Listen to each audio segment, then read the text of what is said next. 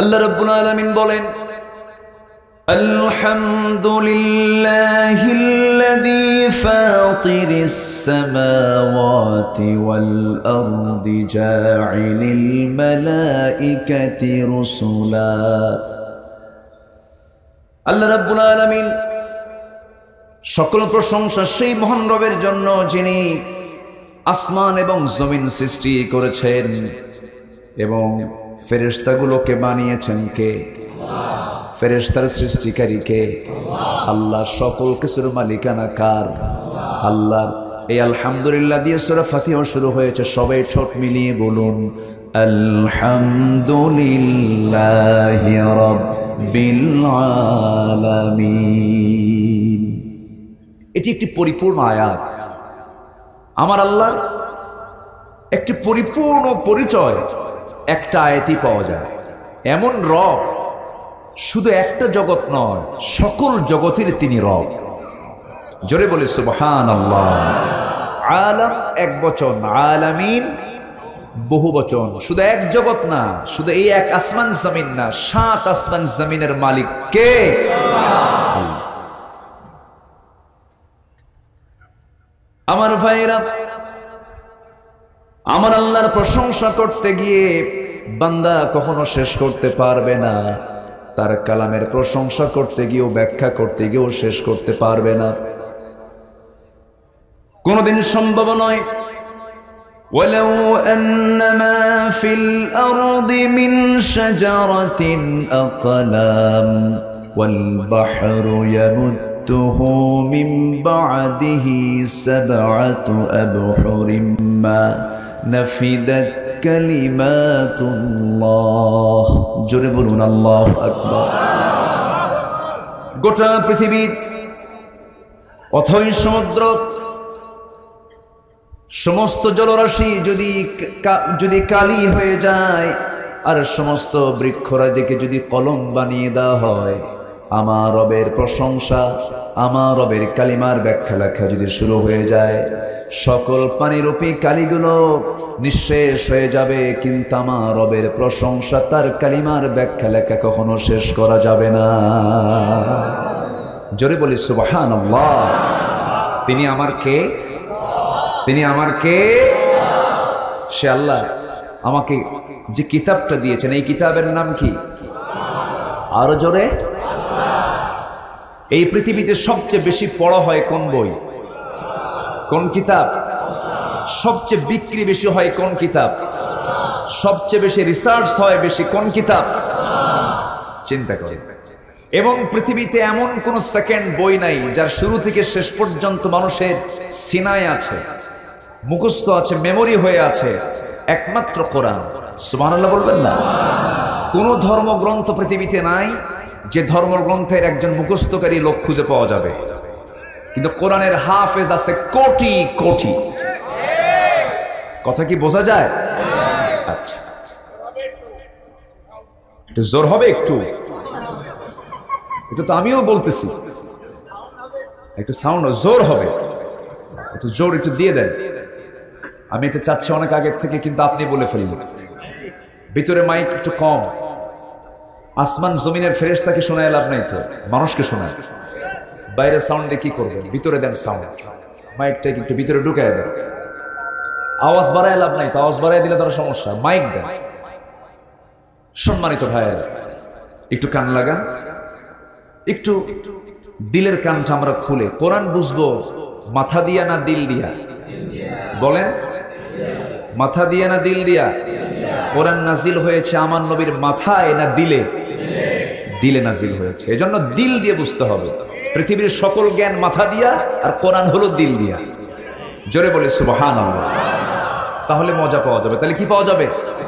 মজা পাওয়া যাবে। যারা কোরআনের ভুল ধরতে আসে ওরা মাথা দিয়ে পড়ে, ওরা দিল দিয়ে পড়ে না, এই জন্য ওদের মাথায় ঢোকেও। আমরা কোরআন পড়বো মাথা দিয়া না দিল দিয়া? নাযালনা আলা কলবিক, হে রাসূল আমি আপনার দিলের উপরে কোরআন নাজিল করেছি। লা তুহাররিক লিসানাকা লিতাআজালা বিহি, অতএব আপনি এত অস্থির হয়ে যাবেন না। আমি আপনার সিনার ভিতরে আমি আল্লাহ এটাকে জমা করে দেব, সংরক্ষণ করে দেব। কার কথা? আল্লাহর কথা। ছোট্ট ছোট্ট বাচ্চারা 30 পারা কোরআন মুখস্থ করে। আপনাদের দয় আমার একটা ছোট্ট ছেলে আল্লাহ পাক আমাকে দান করেছেন, ও এই কয়েক মাসে 8 পারা মুখস্থ করে ফেলেছে। আমি বললাম, আব্বু তোমার কঠিন মনে হয় না? কাব্য যত পড়ি তত সহজ মনে হয়। কোরআন কত সহজ একটা কিতাবের নাম, আলহামদুলিল্লাহ বলবেন না? আর চাচার বয়স 70 হয়ে গেছে, চাচা কোরআন পড়তে পারে না। কিন্তু চাচাকে যদি বলা হয়, চাচা আপনার বাড়ির সামনে যে 3 বিঘা জমি আছে ওটার দাগ নাম্বার কত? 73 দাগ নাম্বার জান, খতিয়ান জানেন, CSRS MR সব টনটনা মুখস্থ। চাচা একটু কোরআন পড়েন। বাবা মুখে আসে না, বাবা আসে না নাই? এটা কি চেষ্টার কমতি আছে না নাই? আচ্ছা আমার ভাইয়েরা, আল্লাহ রাব্বুল আলামিন এই কিতাবের পরিচয় দিয়েছেন। আল্লাহর পরিচয় তো আমরা জানলাম, একটা আয়াত খুব কমন, যা ছাড়া নামাজ হয় না, লা সালাতা ইল্লা বিফাতিহাতিল কিতাব। সেই সূরা ফাতিহার ভিতরে প্রথম আয়াতে আমরা আল্লাহর পরিচয়, মূল পরিচয়টা পেয়ে গেলাম। আমার আল্লাহকে, আমার আল্লাহ হলেন গোটা জগতের তিনি রব। আর এই কোরআনটা কি যিকরুল লিল আলামিন, গোটা জগতের জন্য এটা হলো জিকির। জোরে বলে সুবহানাল্লাহ। আর আমার নবীর পরিচয় হলো কি? আল্লাহর পরিচয়টাও জানলাম, এরপরে কিতাবের পরিচয়টাও জানলাম। আর আমার নবীর পরিচয় হলো ওয়ামা আরসালনাকা ইল্লা রাহমাতাল লিল আলামিন। জোরে বলুন আল্লাহু আকবার। আমার নবীজি হলেন গোটা বিশ্ব জগতের জন্য রহমত, গোটা পৃথিবীর সকল জগতের জন্য তিনি রহমতের নবী। রহমত করে পাঠানো হয়েছে, বরকত করে পাঠানো হয়েছে। সেই নবীর জন্ম কোন মাসে? এই মাসের নামটা কি? জন্মের মাস রবিউল আউয়াল, মৃত্যুর মাসও রবিউল আউয়াল। রবিউল আউয়াল মাসে নবীর জন্ম হয়েছে, নবীর মৃত্যু হয়েছে। সিরাত পালন, সিরাতগুলো আমরা জানবো, কিন্তু আমার দেশে সিরাত জানবো কখন? মিলাদ আর সিরাত নিয়ে মারামারি, ঠিক কিনা? একটা হলো সিরাত গ্রুপ, আরেকটা হলো মিলাদ গ্রুপ, কিন্তু নামাজ নাই। কি নাই? এরকম সস করলে তো অস করা যাবে না।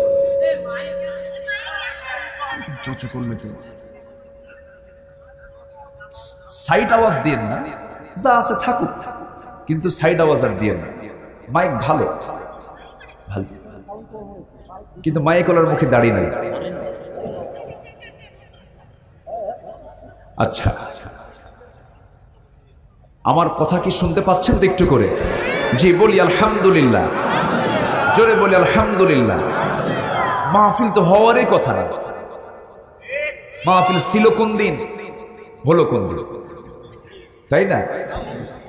আবার ডানে এতগুলো ক্যামেরা আসছে, বামে এতগুলো ক্যামেরা আসছে। ক্যামেরার চোখ দেখে তো ভয়ও লাগে।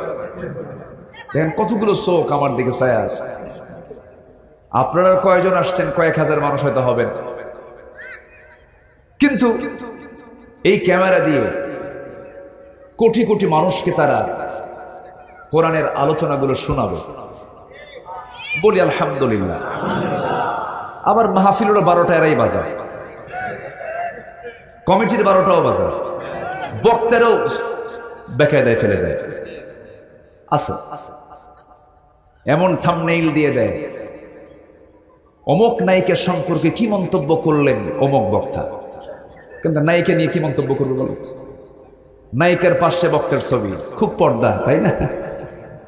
এই সমস্ত থাম্বনেইল গুলো দিয়ে বিব্রতকর অবস্থা সৃষ্টি হয়ে যায়। আমি খুব বেকায়দায় আছি এইগুলো নিয়ে, বুঝলেন? এগুলো চালানোর জন্য তো ইলম কালাম দরকার, একটু ইলম কালামও প্রয়োজন। মাথায় রাখতে হবে দ্বীনের সেবা।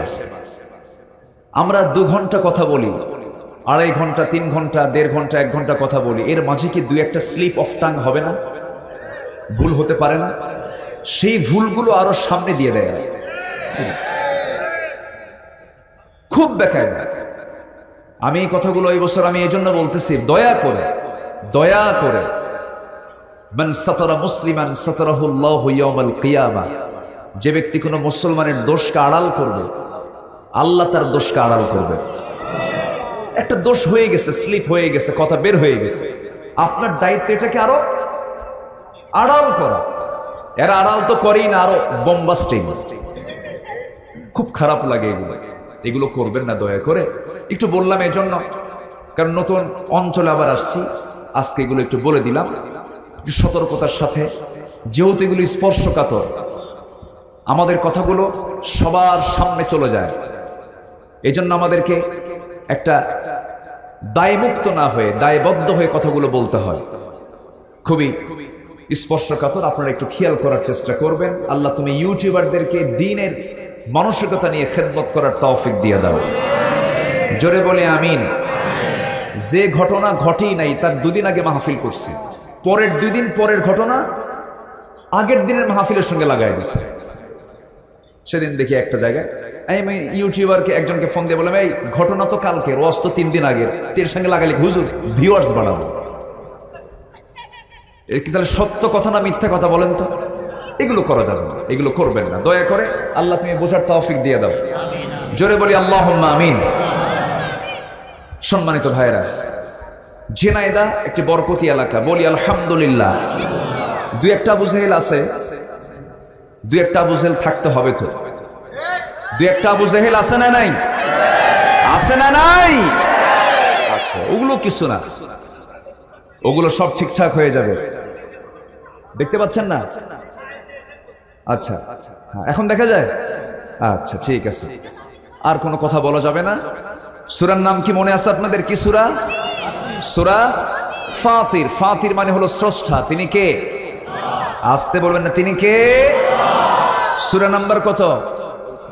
35। সূরা নাম্বার কত? 35। কেন বলতেছি বারবার জিজ্ঞাসা করছি, মনোযোগ আছে কিনা, এই জন্য প্রশ্ন করছি।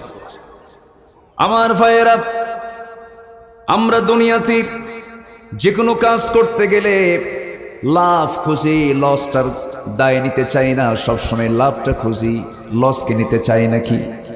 লস কেউ নিতে চায় না। ব্যবসা করতে গেলে তার মূল লক্ষ্য হলো লস করা না লাভ করা? লাভ করা। কেউ ব্যবসায়ী লস করতে চায় না, ব্যবসায় লাভের মানসিকতা নিয়ে ব্যবসায় নেমে যায়। এরপরও ব্যবসা মানে লাভ হবে কি লস হবে? ব্যবসা মানে আপনি লস করবেন না, লস হবে না, এমন চিন্তা মাথায় নিয়ে আসলে পরে আপনি ব্যবসা করতে পারবেন না। দুনিয়ার তিজার, দুনিয়ার ব্যবসায় লাভ না। জোরে বলে সুবহানাল্লাহ। সেই বিজনেস কি আমরা কি শুনবো না ইনশাআল্লাহ? জোরে বলি ইনশাআল্লাহ। সেই বিজনেসটা হচ্ছে আমরা 3টা কাজ করব। কয়টা কাজ? 3টা কাজ করলে আমাদের সেই ব্যবসায় কোনো লস হবে না। আসুন ধীরে ধীরে আমরা মূল আলোচনার দিকে আস্তে আস্তে চলে যাচ্ছি, আয়াতের দিকে চলে যাচ্ছি। আল্লাহ রাব্বুল আলামিন সুন্দর করে বলছেন, ইন্নাল্লাযীনা ইয়াতলুনা কিতাবাল্লাহি ওয়া আকামুস সালাতা ওয়া আনফাকু মিম্মা রাযাকনাহুম সিররান ওয়া আলানিয়াহ وأنفقوا مما رزقناهم سرا وعلانية يرجون تجارة لن تبور। জোরে বলুন আল্লাহু আকবার। এই তিজারা শব্দটা আল্লাহ রাব্বুল আলামিন আরেকটা সূরার ভিতরে সুন্দর করে বলেছেন, هل أدلكم على تجارة تنجيكم من عذاب أليم تؤمنون بالله ورسوله وتجاهدون في سبيل الله بأموالكم وأنفسكم ذلكم خير لكم إن كنتم تعلمون। জোরে বলুন আল্লাহু আকবার। আমি কি তোমাদের এমন একটা বিজনেসের কথা বলবো যেই বিজনেস তোমাকে জাহান্নামের আগুন থেকে বাঁচাবে? আল্লাহ রাব্বুল আলামিন কোরআনে কারীমের কোন একটা আয়াতে খুঁজে পাবেন না তিনি বলেছেন নামাজ পড়লে তোমাকে জান্নাত দেওয়া হবে, রোজা রাখলে তোমাকে জান্নাত দেওয়া হবে, হজ করলে তোমাকে জান্নাত দেওয়া হবে, দান করলে তোমাকে জান্নাত দেওয়া হবে। পৃথিবীর যে কোনো কাজের ব্যাপারে আল্লাহ রাব্বুল আলামিন কোরআনে কারীমের মধ্যে আপনি যান মূল কাজের ব্যাপারে আল্লাহ রাব্বুল আলামিন কোথাও বলেন না আমি তোমাকে এই কাজটা করলে জান্নাত দেব। কিন্তু আল্লাহ রাব্বুল আলামিন একটা কাজ করলে জান্নাতটা দিয়ে দিবেন, সেই কাজটাকে আল্লাহ রাব্বুল আলামিন বলছেন জাহান্নামের আগুন থেকে যদি তুমি বাঁচতে চাও একটা বিজনেস তোমাকে করতে হবে, সেটা হলো তুমিনুনা বিল্লাহি ওয়া রাসূলিহি ওয়া তুজাহিদুনা ফি সাবিলিল্লাহি বিআমওয়ালিকুম ওয়া আনফুসিকুম। জোরে বলুন আল্লাহু আকবার। সেই জাহান্নাম থেকে যদি বাঁচতে চাও পাকা ইমানদার তোমাকে হতে হবে। নামাজ পড়লেই কিন্তু পাকা ইমানদার হওয়া যায় না। মুনাফিক নামাজি আছে না নাই? মুনাফিক রোজাদার আছে না নাই? মুনাফিক হাজি আছে না নাই? টাটকা হাজি আবার টাটকা সুদখোর আছে না নাই? আমার ভাইয়েরা, আমার বন্ধুগণ, পাকা ইমানদার যদি হতে পারো, খাঁটি মুজাহিদ যদি হতে পারো, আল্লাহর পথে যদি জিহাদ করতে পারো। জিহাদের একটা ভুল ব্যাখ্যা সমাজে আজকে চালু আছে। আমার ভাইয়েরা, জিহাদ মানে অনেকে সন্ত্রাসের সঙ্গে জোড়ায় দিতে চায়। ইসলামের সর্বোচ্চ চূড়ার নাম হলো জিহাদ। আমার নবীর কথা, সর্বোচ্চ চূড়া হলো জিহাদ। মান মাতা ওয়ালাম ইয়াগজু ওয়ালাম ইয়াহদিথ বিহি নাফসুহু ফামাতা আলা শু'বাতিন মিনান নিফাক আও কামা ক্বালা আলাইহিস সালাতু ওয়াস সালাম। আমার রাসূল বলেছেন যে ব্যক্তি মারা গেল অথচ জিহাদ করলো না, জিহাদের তামান্নাও রাখলো না, সে ব্যক্তির মরণ যেন মুনাফিকের মরণ। জোরে বলি নাউযুবিল্লাহ। মান সাআলাল্লাহ আশ-শাহাদাতা বিসিদকিন, যে ব্যক্তি আল্লাহর কাছে সত্যিকার অর্থে শাহাদাতের তামান্না রাখে, বাল্লাগাল্লাহুল মানাজিল আশ-শুহাদা, আল্লাহ তাকে শহীদের মর্যাদা দিয়ে দেন। ওয়া ইম্মা তাআলা ফিরাশিহি, তার মওতটা যদি বিছানায় হয়ে থাকে, নিয়ত ঠিক রাখার কারণে বিছানায় মরলে পরে তাই সে শহীদের মর্যাদা পেয়ে যাবে। জোরে বলি সুবহানাল্লাহ। মুনাফিকরা তামান্না রাখতে পারে না। মুনাফিকরা নামাজ পড়তে পারে, মুনাফিকরা রোজা রাখতে পারে, মুনাফিকরা দানও করতে পারে, দেখায় দেখায় দান করবি, কিন্তু মুনাফিকরা কখনো দিন কায়েমের সংগ্রামে কখনো ঝাঁপিয়ে পড়তে পারবে না। জিহাদকে তারা প্রচন্ড ভয় পাবে। অথচ আল্লাহ রাব্বুল আলামিন সমস্ত পয়গম্বরদের জন্য একটা বিষয়কে আবশ্যক করে দিয়েছেন, সেটা হলো কি? শারআ লাকুম মিনাদ-দীনি মা ওয়াসসা বিহি নূহা والذي أوحينا إليك وما وصينا به إبراهيم وموسى وعيسى أن أقيموا الدين ولا تتفرقوا فيه كبر على المشركين ما تدعوهم إليه جربون الله أكبر আল্লাহর জমিন আল্লাহর দিন কায়েম করতে গিয়ে মতপার্থক্য সৃষ্টি করো না, বিচ্ছিন্ন হয়ে যেও না, ইখতিলাফ থাকতে পারে, ইফতিরাক করো না, গন্ডগোল সৃষ্টি করো না, হাঙ্গামা নিজেদের মধ্যে সৃষ্টি করো না। কার কথা? আসতে বলবেন না, কার কথা? আল্লাহর কথা। আল্লাহ সেই জন্য বলছেন, বান্দারে বিজনেসে সফল হতে হলে এক নম্বরে পুঁজি লাগবে তোমার মজবুত ঈমান। কি ঈমান বলেন? মজবুত ঈমান তোমাকে অর্জন করতে হবে। সে আয়াতের সঙ্গে আবার এই জায়গায় অ্যাড করে দিই তিজারা শব্দটা প্রয়োগ করে আল্লাহ রাব্বুল আলামিন এখানে বলছেন, বিজনেসে সফল যদি হতে চাও, তোমার ব্যবসায়ী কখনো লস হবে না। আরো তিনটা পুঁজি আমি তোমারে জানায় দিলাম। এর মধ্যে এক নম্বর হলো যারা আল্লাহর কালাম নিয়মিত তেলাওয়াত করবে। জোরে বলি সুবহানাল্লাহ। কোরআন তেলাওয়াত হবে নিয়মিত, না বাপ মূল্যে। আমার দেশে কোন সময় তেলাওয়াত হয়? বাপ মূল্যে। বাপ মরে গেলে তেলাওয়াত হয়, কুলখানি হয়, কি খানি? কুলখানি হয়, চল্লিশা হয়। কিন্তু কোরআন তো মরা মানুষের তেলাওয়াতের জন্য আসে নাই, কোরআন তো জিন্দা লোকের জন্য এসেছে। লিয়ানযিরা মান কানা হাইয়া, জিন্দা লোকের জন্য কোরআন নাজিল হয়েছে, মরা লোকের জন্য কোরআন নাজিল হয় নাই। কোরআনটা নিয়মিত পড়তে হবে। একজন তাবির কথা মনে পড়ে গেল। সেই তাবি একজন সাহাবীর ছেলে, একজন মহিলা সাহাবীর ছেলে, আমার নবীজির অত্যন্ত প্রিয় সাহাবী, যাকে হাওয়ারি বলা হয়, জুবাইর ইবনে আওয়াম রাদিয়াল্লাহু তাআলা আনহু। তার বাবা, তার মা হচ্ছেন আসমা বিনত আবু বকর রাদিয়াল্লাহু তাআলা আনহা। তার দাদি হচ্ছেন আমার নবীজির ফুফু সাফিয়া বিনত আব্দুল মুত্তালিব। এত দামি পরিবারের সন্তান তিনি ছিলেন। একজন তাবেঈ উরওয়া ইবনে জুবাইর রাহমাতুল্লাহ আলাইহি, তার একটা ব্যক্তিগত আমল ছিল। জীবনের ৭১ বছর বয়স পর্যন্ত তিনি জীবিত ছিলেন। গোটা জিন্দেগি প্রত্যেকটা দিন, দিনের বেলা ৭.৫ পারা আর রাত্রিবেলা ৭.৫ পারা কোরআন তিনি নামাজে পড়ে নিতেন। একটা দিন বাদ পড়ে নাই। সুবহানাল্লাহ বলবেন না? আর আমরা এমনি সস্তা জান্নাত খুঁজি। ৭১ বছর বয়সে তিনি ইন্তেকাল করেছেন। প্রাপ্তবয়স্ক সময় থেকে শুরু করে নিয়ে মৃত্যুর দিন পর্যন্ত একটা দিন তিনি এই আমলটা বাদ দিলেন না। প্রত্যেকটা দিন দেখে দেখে তেলাওয়াত করতেন ৭.৫ পারা, আর নামাজে তেলাওয়াত করতেন ৭.৫ পারা, ১৫ পারা। মাসে ১৫ পারা কোরআন তার খতম হয়ে যেত। মাসে ১৫ বার কোরআন তার খতম হয়ে, ১৫ বার, কয়বার? আর জীবনে এক খতম হয় না। এরকম পাবলিক আমার দেশে আছে না নাই? কম না বেশি? শেষ নবীর উম্মত, জান্নাত তো যাবো, এরকম আছে না? কিছু আছে না? আমার ভাইয়ের আমল বাড়াতে হবে।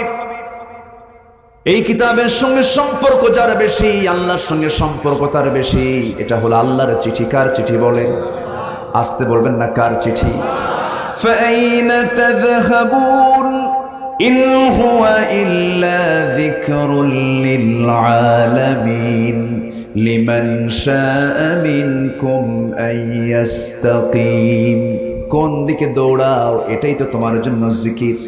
চুপ থাকলে ফিকির, কথা বললে জিকির, চুপ থাকলে ফিকির করতে হবে। আল্লাহ রাব্বুল আলামিন আরেক জায়গায় বলছেন, ফিকির আর জিকির কখন করবা? আল্লাযীনা ইয়াযকুরুনাল্লাহা কিয়ামান ওয়া কুউদান ওয়া আলা জুনুবিহিম ওয়া ইয়াতাফাক্কারুনা ফী খালকিস সামাওয়াতি ওয়াল আরদ ربنا ما خلقت هذا باطلا سبحانك فقنا عذاب النار। জোরে বলুন আল্লাহু আকবার। যারা দাঁড়িয়ে বসে জিকির করে, কার? কার জিকির? আল্লাহর জিকির করে আর ফিকির করে চুপ থেকে। আর ফিকির করতে করতে বলে, আল্লাহ কি সুন্দর আকাশ বানিয়েছো, কি সুন্দর জমিন বানিয়েছো, আমার কি সুন্দর টানা টানা দুইটা চোখ দিয়েছো, সুন্দর দুটি কান দিয়েছো, সুন্দর দুটি ঠোঁট দিয়েছো, সুন্দর একটা স্বাদ নেবার জন্য জিহ্বা দিয়েছো। জিহ্বার ভিতরে, প্রত্যেকটা জিহ্বার ভিতরে ৩,০০০-এরও বেশি স্বাদ করে আমার আল্লাহ দিয়েছেন। জোরে বলি সুবহানাল্লাহ। আমি কি জিহ্বার প্রশংসা করব না আল্লাহর প্রশংসা করব? আমি কি নারীর চেহারা দেখে তার প্রশংসা করব না আল্লাহর প্রশংসা করব? স্ত্রীর চেহারার দিকে তাকাবো, কলেজা ঠান্ডা হয়ে যাবে। স্ত্রীকে দেখে খুশি হয়ে বলবো, আল্লাহ তুমি এই মহিলাকে কত সুন্দর করে আমার জন্য বানিয়েছো, আলহামদুলিল্লাহ। জোরে বলেন সুবহানাল্লাহ। কিন্তু মেয়ে দেখলে তা আল্লাহরে ভুলে যায়। মেয়েটা বানালো যে আল্লাহ, সে আল্লাহর নাম মনে থাকে না। মেয়েরে পাইয়া আমি তোমার ছাড়া বাস মই না, আছে না নাই? অথচ আল্লাহ কত সুন্দর করে নারীকে বানালেন, কত সুন্দর করে সাজালেন, কত সুন্দর লম্বা নাক দিলেন, ডাহুক চোখ দিলেন, প্রশস্ত কপাল দিলেন, যুগল ভ্রু দিলেন, কি সুন্দর চেহারা বানিয়ে দিলেন, ললাট দিলেন, কত সুন্দর চিকন দুটি ঠোঁট দিয়ে দিলেন, লম্বা কালো কেশ দিলেন। এত সুন্দর করে বানায়া বলেন, আল্লাহ ও বান্দা তুই, তোর জন্য আমি আকর্ষণ করে দিয়েছি। যুয়িনা লিন্নাসি হুব্বুশ শাহাওয়াতি মিনান নিসা। এত সুন্দর করে বানিয়ে দিলাম বান্দারে, নারীর দিকে তুই তাকা, মার দিকে তাকা, মেয়ের দিকে তাকা, বোনের দিকে তাকা, খালার দিকে তাকা, ফুফুর দিকে তাকা, ভাতিজির দিকে তাকা, ভাগিনীর দিকে তাকা, পরের বইয়ের দিকে তাকাবি? দেখেন অনেকে চুপ করে আছে, তাকায়। তাকাবি? কার কথা? আসতে বলবেন না, কার কথা? মেয়েদের দিকে তাকানো ফরজ, মার দিকে তাকানো ফরজ না? মার দিকে তাকাতে হবে না? নজর দিতে হবে না? নজর দিতে হবে। বসেন বসেন। আপনারা কষ্ট পাচ্ছেন? কোন অসুবিধা, কোন চিন্তা আছে তো? গোটা রাত তো আছে, কালকে তো অফিসও নাই, কালকে শুক্রবার। বলি আলহামদুলিল্লাহ। পাশে পুকুরও আছে, উজু করার জায়গাও আছে। বলি আলহামদুলিল্লাহ, সবই আছে। এত সুন্দর পরিবেশ, the gentle bridge is blowing. একটা সুন্দর, গতকালকে বৃষ্টি না হলে তো আজকে ঠান্ডা পেতাম না। দারুণ গরম ছিল, আল্লাহ ঠান্ডা করে দিয়েছেন জমিন। জোরে বলি সুবহানাল্লাহ। ঠান্ডা থেকে গরম করেন কে? গরম থেকে ঠান্ডা করেন কে? তিনি আমার রব। কি সুন্দর করে আল্লাহ পাক আমাকে বানালেন, সে আল্লাহকে ভোলা যাবে না। আমাকে বানিয়েছেন কে? যিনি ফাতির। যিনি কি? ফাতির। সূরার নাম কি? ফাতির। সম্মানিত ভাইয়েরা, উরওয়া ইবনে জুবায়ের প্রত্যেক দিন আমল করতেন। 7.5 পারা কোরআন দিনে পড়তেন, 7.5 পারা কোরআন রাতে নামাজে তেলাওয়াত করতেন। এটা কি অনিয়মিত না নিয়মিত? নিয়মিত তিনি সারা জীবন আমল করেছেন। একদিন তিনি বাদ দিয়েছিল, একদিন বাদ পড়েছিল। কয়দিন? একদিন বাদ পড়েছিল। একদিন বাদ পড়লো কেমনে? ওই সময়ের খলিফাতুল মুসলিমিন, খলিফা তাকে রাজকীয় মেহমান করে দাওয়াত দিলেন। মেহমান হয়ে তিনি একটা সন্তানকে, তার 4টা সন্তানের মধ্যে একটা সন্তানকে নিয়ে চলে গেলেন রাজদরবারে। রাজদরবারে গিয়ে বসে পড়লেন। ছেলেটা তার হাত ছাড়া হয়ে গেল। রাজদরবারে যে জায়গায় ঘোড়া থাকে, ঘোড়ার ঘরে আস্থা বলে, তার সেই ছেলেটা ঢোকা মাত্রই একটা বেকায়দার ঘোড়া তার বুকে লাথি মেরে ফেললো। লাথি মারার সঙ্গে সঙ্গে ছেলেটা সেখানে পড়ে মারা গেল। মৃত্যুর সংবাদ উরওয়া ইবনে জুবাইরের কানে যখন চলে গেল, ইন্না লিল্লাহ বললেন। সন্তান দাওয়াত খেতে এসে মারা গেল, সন্তান লাশ হয়ে মারা গেল, লাশ হয়ে গেল। জানাজা কাফন দাফন শেষ করে তিনি ফিরে আসতেছেন। এমন সময় প্রচন্ড ব্যথা তার পায়ে। এক পর্যায়ে ডাক্তার বলে দিল, উরওয়া বিন জুবাইর, তোমার তো একটা পায়ে জটিল রোগ ধরা পড়েছে, তোমার পায়ে ক্যান্সার হয়ে গেছে। তোমার পাটা না কাটা পর্যন্ত এই জিনিসটা গোটা শরীরে ঢুকে পড়লে পরে তুমি মারা যাবে, তোমার পাটা কাটতে হবে। কি করো তুমি, কি সিদ্ধান্ত নিতে যাচ্ছ? তিনি বললেন, ঠিক আছে আমি প্রস্তুত আছি। কিন্তু শল্য ডাক্তাররা যখন চিকিৎসা করতে নিয়ে যখন বলেন পাটা কাটতে হবে, শর্ত হলো তোমাকে অজ্ঞান করার জন্য মদ্যপান করতে হবে। তিনি বললেন, মইরা যাব কিন্তু মদ খাবো না। সুবহানাল্লাহ বলবেন না? একটু মদ পান করতে হবে। তিনি বললেন, না, তোমরা আমার চেতনা নাশো, কোনো কিছু দেওয়ার দরকার নাই। আমার তৃপ্তির কোরআন তেলাওয়াত করব, তোমরা আমার পাটা কেটে ফেলবে। ইন্নাল্লাযীনা ইয়াতলুনা কিতাবাল্লাহ, নিঃসন্দেহে যারা তেলাওয়াত করবে কার কিতাব? আসতে বলবেন না, কার কিতাব? তেলাওয়াত করলে কোনো লস না লাভ? লস না লাভ? লাভ। আমার ভাইয়েরা, আমার বন্ধুগণ, একটু কান লাগিয়ে মনোযোগ দিয়ে শোনার চেষ্টা করুন। উরওয়া ইবনে জুবাইর রাহমাতুল্লাহ আলাইহি মদ্যপান করলেন না, তাকে চেতনানাশক ঔষধ দেওয়া হলো, তিনি তাও গ্রহণ করলেন না। তিনি আল্লাহর কালামটা হাতের মধ্যে নিলেন। যখন তার পাটা কাটা হচ্ছে, মুখে শুধু একটাই শব্দ, আল্লাহু আকবার, আল্লাহু আকবার। বারবার আল্লাহর নামটা নিচ্ছেন। সেন্স থাকা অবস্থায় তার পাটা যখন কাটা হচ্ছিল, এমনকি হাড়টা পর্যন্ত যখন কেটে ফেলা হচ্ছিল, সেই সময় পর্যন্ত তার সেন্সটা ঠিক ছিল। কিন্তু রক্ত পড়া বন্ধ করার জন্য সেই সময়ের যে চিকিৎসা, গরম তেল যখন সেই জায়গায় লাগানো হলো, সঙ্গে সঙ্গে তিনি সেন্সলেস হয়ে পড়ে গেলেন। কয়েক ঘন্টা তার সেন্স থাকলো না। এরপরে যখন তিনি সেন্সটা ফিরে পেলেন, সেই সময় দেখতে পেলেন নামাজের সময়টা চলে গেছে, পারলেন না নামাজ পড়তে, তেলাওয়াত করতে পারলেন না। ওই মাত্র একটা দিন তার বাদ ছিল, বাকি জীবনে কোনোদিন তার এই নিয়মিত আমল বাদ পড়ে নাই। জোরে বলে সুবহানাল্লাহ। আর আমরা কই আল্লাহ এত ডাকা ডাকি, তুমি তো আমার ডাকে সাড়া দাও না আল্লাহ। এরকম আছে না নাই বলেন? আমার বন্ধুগণ, আমার ভাইয়েরা, উরওয়া ইবনে জুবাইর এত একজন দামি তাবী ছিলেন, আল্লাহর পছন্দের গোলাম ছিলেন। সেই সময় বাদশার মনটা একটু খারাপ হয়ে গেল, হারে মেহমান হয়ে এসে ছেলে হারালো, পাটা হারালো। এবার বাদশা তাকে, আমিরুল মুমিনিন তাকে বললেন, উরওয়া ইবনে জুবাইর, আমার দরবারে কিছুক্ষণ আগে একজন আল্লাহর বান্দা এসেছে, তার বিপদটা আপনার চেয়ে বড় ধরনের বিপদ। কি বিপদ? সেই আল্লাহর বান্দা এসে বলছে, আমিরুল মুমিনিন, আমি তো গতকালকে ছিলাম বিশাল সম্পত্তির মালিক, আজকে আমি ফকির। কেমন করে? বিশাল বড় সাইক্লোন হয়ে গেল, ঝড় হয়ে গেল, সমস্ত সম্পত্তিগুলো সব জলোচ্ছ্বাসে শেষ হয়ে গেছে। আমি শুধু সম্বল হিসেবে আমি আমার ছোট্ট সন্তানকে কোলে নিয়েছি, আর একটা ঘোড়া হাতে নিতে পেরেছি। ঘোড়াটাকে সাথী করে নিয়ে, বাচ্চাটাকে সাথী করে নিয়ে যাব, কিন্তু ঘোড়াটা খুব বেজায়, বেজুত মার্কা, সে দৌড় মারলো একদিকে, দৌড় মারতে নিল। যখন আমি তাকে নেওয়ার জন্য সন্তানকে রেখে আমি যখন ঘোড়াটা নিতে গেলাম, ঘোড়া যখন ধরতে গেছি, এইদিকে দেখি আমার সন্তানটা নেকড়ের মুখে পড়ে গেছে। নেকড়ের মুখে আমার সন্তানের মাথা। ওইদিকে ঘোড়া ধরতে গিয়ে সেই ঘোড়াটা পিছন দিক থেকে এমন জোরে লাথি মেরেছে, আমার চোখ দুইটা শেষ হয়ে গেছে, আমার চোখও শেষ, আমার সন্তানটা মারা গেছে। আমি এই অসহায় অবস্থায় আপনার সামনে হাজির হয়েছি। উরওয়া ইবনে জুবাইর রাহমাতুল্লাহ আলাইহি মুস্কি হাসি মেরে বলছেন, আল্লাহ পাকের আমি শুকরিয়া আদায় করি, আমার 4টা হাত পার মধ্যে একটা পা মাত্র গেছে। 4টা ছেলে সন্তানের মধ্যে একটা সন্তান মাত্র আল্লাহ পাক তুলে নিয়েছেন। আর এই বান্দাটার দেখো কি করুণ দুর্দশা, তার চেয়ে আল্লাহ পাক আমাকে অনেক ভালো রেখেছেন। জোরে বলি সুবহানাল্লাহ, আরো জোরে বলি সুবহানাল্লাহ। সকল ক্ষেত্রে শুকর আদায় করব কার? আসতে বলবেন না, কার?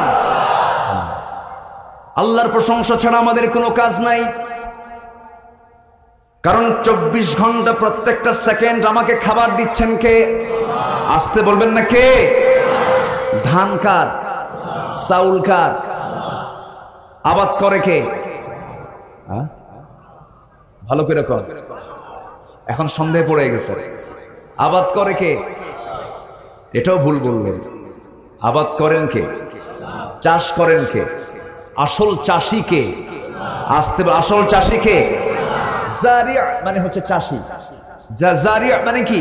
চাষি। আপনি চাষি? আল্লাহ বলছেন না তুই শুধু চাষি না, আমি আল্লাহ নিজেও চাষি। যেরকম সুবহানাল্লাহ, আল্লাহ নিজে চাষি। আল্লাহ বলছেন, বান্দা তুমি শুধু চাষ করো, তুমি শুধু জমিতে ধানটা লাগায় আসো, সেই ধানটা আমি মাটির ফসফরাস, ক্যালসিয়াম, ম্যাগনেসিয়াম সবগুলো দিয়ে আমি এটাকে বড় করি, ম্যাচিউর করি, বড় করি, তোমার সামনে আমি হাজির করে দিই। বান্দা তুমি আমাকে কেমন করো স্বীকার করো, সব আমি তোমার জন্য বরাদ্দ করে দিয়েছি। পৃথিবীর এমন কোন জিনিস নাই, সব কার অবদান? আসতে বলবেন না, কার অবদান? আকাশ চলে কার নিয়মে? সূর্য চলে কার নিয়মে? চন্দ্র চলে কার নিয়মে? এই জমিনটা চলে কার নিয়মে? এই চোখটা যে নড়াচড়া করছে কার নিয়মে? আমার রক্তের প্রবাহ, রক্তনালী চলছে কার নিয়মে? সব যদি আল্লাহর নিয়মে চলে, যদি সফলতা আমরা দেখতে পাই, জমিনে চলার জন্য আইনও চলা দরকার কার? আসতে বলবেন না, কার? মদ খাওয়া কি? মদ খাওয়া কি? আমার দেশের রাষ্ট্রীয় আইনে মদ খাওয়া কি? বলেন বলেন। মদের লাইসেন্স আছে না নাই? এখন রাষ্ট্র বলল হালাল, আর কোরআন বলতেছে কি? হারাম। প্যাঁচ লাগানো আছে না নাই? আছে না নাই? সুদ খাওয়া কি? আমার দেশে সুদের কারবার আছে না নাই? ব্যাংকে সুদ আছে না নাই? সরকারি ব্যাংকেও সুদ আছে না নাই? সরকারি ব্যাংকের সুদ আল্লাহ পাক বলছেন সুদ আমি হারাম করেছি, আর রাষ্ট্র এটাকে হালাল করে দিয়েছে। আমরা কি কোরআন মানবো না অন্য কিছু মানবো? বলেন, কোরআন মানবো না অন্য কিছু মানবো? আমার বন্ধুগণ, সব আমরা মাইনাস করতে পারি, কিন্তু ঈমান কখনো আমরা মাইনাস করতে পারি না। ঠিক কি না? যার কাছে রাষ্ট্র বড় আর ধর্ম ছোট, সে তো ঈমানদার হতে পারে না। ধর্ম বড় ঠিক কিনা? ধর্ম আছে, অস্তিত্ব আছে, ধর্ম নাই তোর অস্তিত্ব নাই। বলে যে রাষ্ট্রে ধর্মের প্রয়োজন নেই, ধর্ম লাগে না কোথায়? ধর্ম সব জায়গায় দরকার আছে না নাই? যারা এই সমস্ত কথা বলে অমুক জায়গায় ধর্মের প্রয়োজন নাই, কুত্তা বিড়ালের মতো বিদায় করা দরকার তাদের। কষ্ট পাচ্ছেন আপনারা? দুঃখ লাগে। সম্মানিত ভাইয়েরা, সম্মানিত বন্ধুগণ,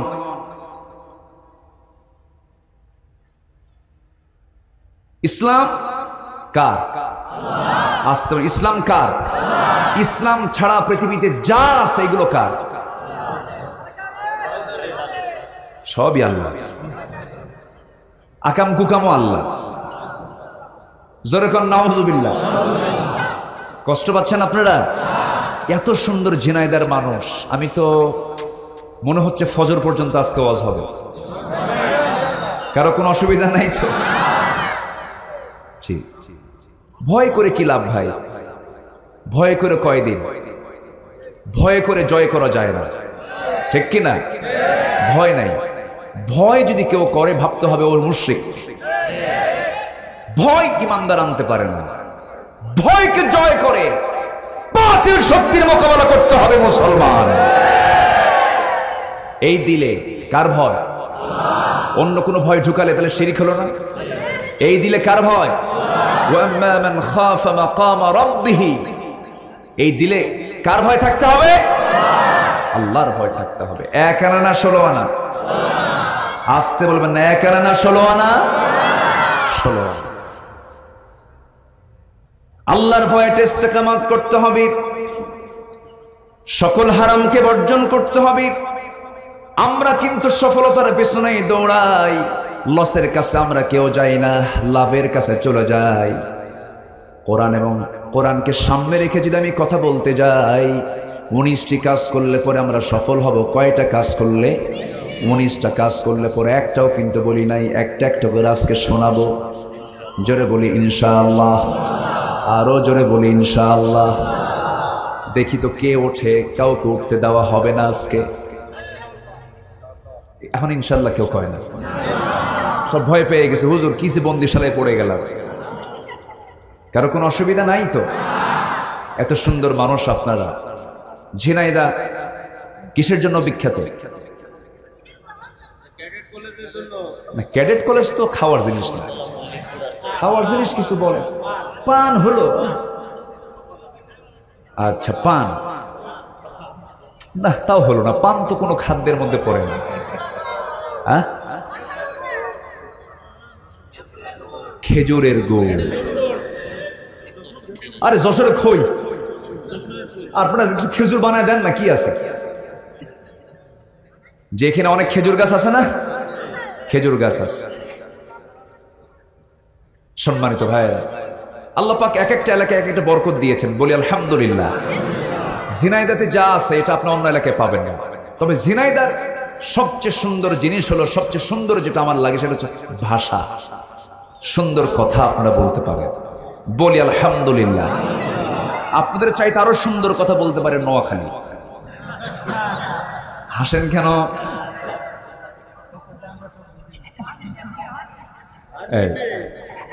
চট্টগ্রাম তারও জটিলতা।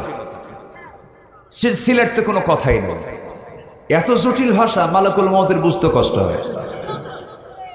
এটা কথার কথা বলছে, আবার এটা যেন এটা রূপক ভাবে বললাম যেন এটা দলিল আকারে না আসে আবার। সম্মানিত ভাইয়েরা, আমরা তো কথা একটা বললে পিছনে আবার ব্যাকআপ দিতে হয়। সম্মানিত ভাইয়েরা, সকল ভাষার মালিক কে? এই ভাষাগুলো কে দিয়েছেন? আল্লাহ দিয়েছেন। ওদের ভাষার মধ্যেও কিন্তু মজা আছে, ওই মজা ওরা বোঝে। কিন্তু প্রকৃত যেটা বাংলা ভাষা, এই বাংলা ভাষার প্রাণ এটা হচ্ছে যশোর, ঝিনাইদা, মেহেরপুর, চুয়াডাঙ্গা, কুষ্টিয়ার ভিতরে একটু ভেজাল আছে, একটু পাবনা ঢুকে গেছে, তাই না? গেদা কি বাসো ভাত খেয়েছে, এরকম কিছু টানটুন আছে। ওই যে কুমারখালী, খোকসার দিকে একটু সমস্যা আছে। কিন্তু এই দিকে মোটামুটি ঝিনাইদা, যশোর, মাশাআল্লাহ অনেক সুন্দর ভাষা, বলি আলহামদুলিল্লাহ। আমার নবীর সঙ্গে আপনাদের মিল আছে। রাসূল বলেছেন নাহনু আফসাহুল আরব, আমি রাসূল হলাম আরবের সবচেয়ে শুদ্ধ ভাষী আরবি ভাষী একজন মানুষ। আপনারা বলতে পারবেন আমরা বাংলার সবচেয়ে শুদ্ধ ভাষী একজন মানুষ, আলহামদুলিল্লাহ। এদিক থেকে আপনারা টপে আছেন। জি জি বলি আলহামদুলিল্লাহ। তাহলে শুদ্ধ ভাষায় কথা বলাও একটা বিশাল বোনাস, একটা বিশাল পাওয়া। নোয়াখালীতে জন্ম নিলে তো পানি বলতেই পারতেন না, পানি হানি।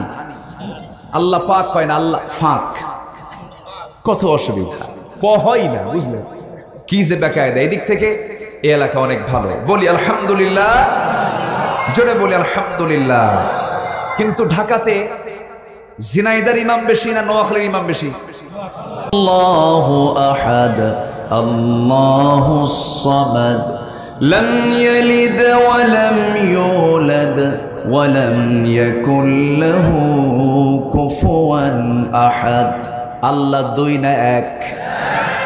আল্লাহ পরের উপর নির্ভরশীল না আত্মনির্ভরশীল? স্বনির্ভর। আল্লাহ কারোর প্রতি তিনি ডিপেন্ডেন্ট হন না, কারো কাছ থেকে তিনি জন্ম হয়ে আসেন নাই, কাউকে তিনি জন্ম দেন নাই, তার সমকক্ষ পৃথিবীর আর কেউ নাই। তিনি কে? আল্লাহ। আল্লাহ আল্লাহ কি?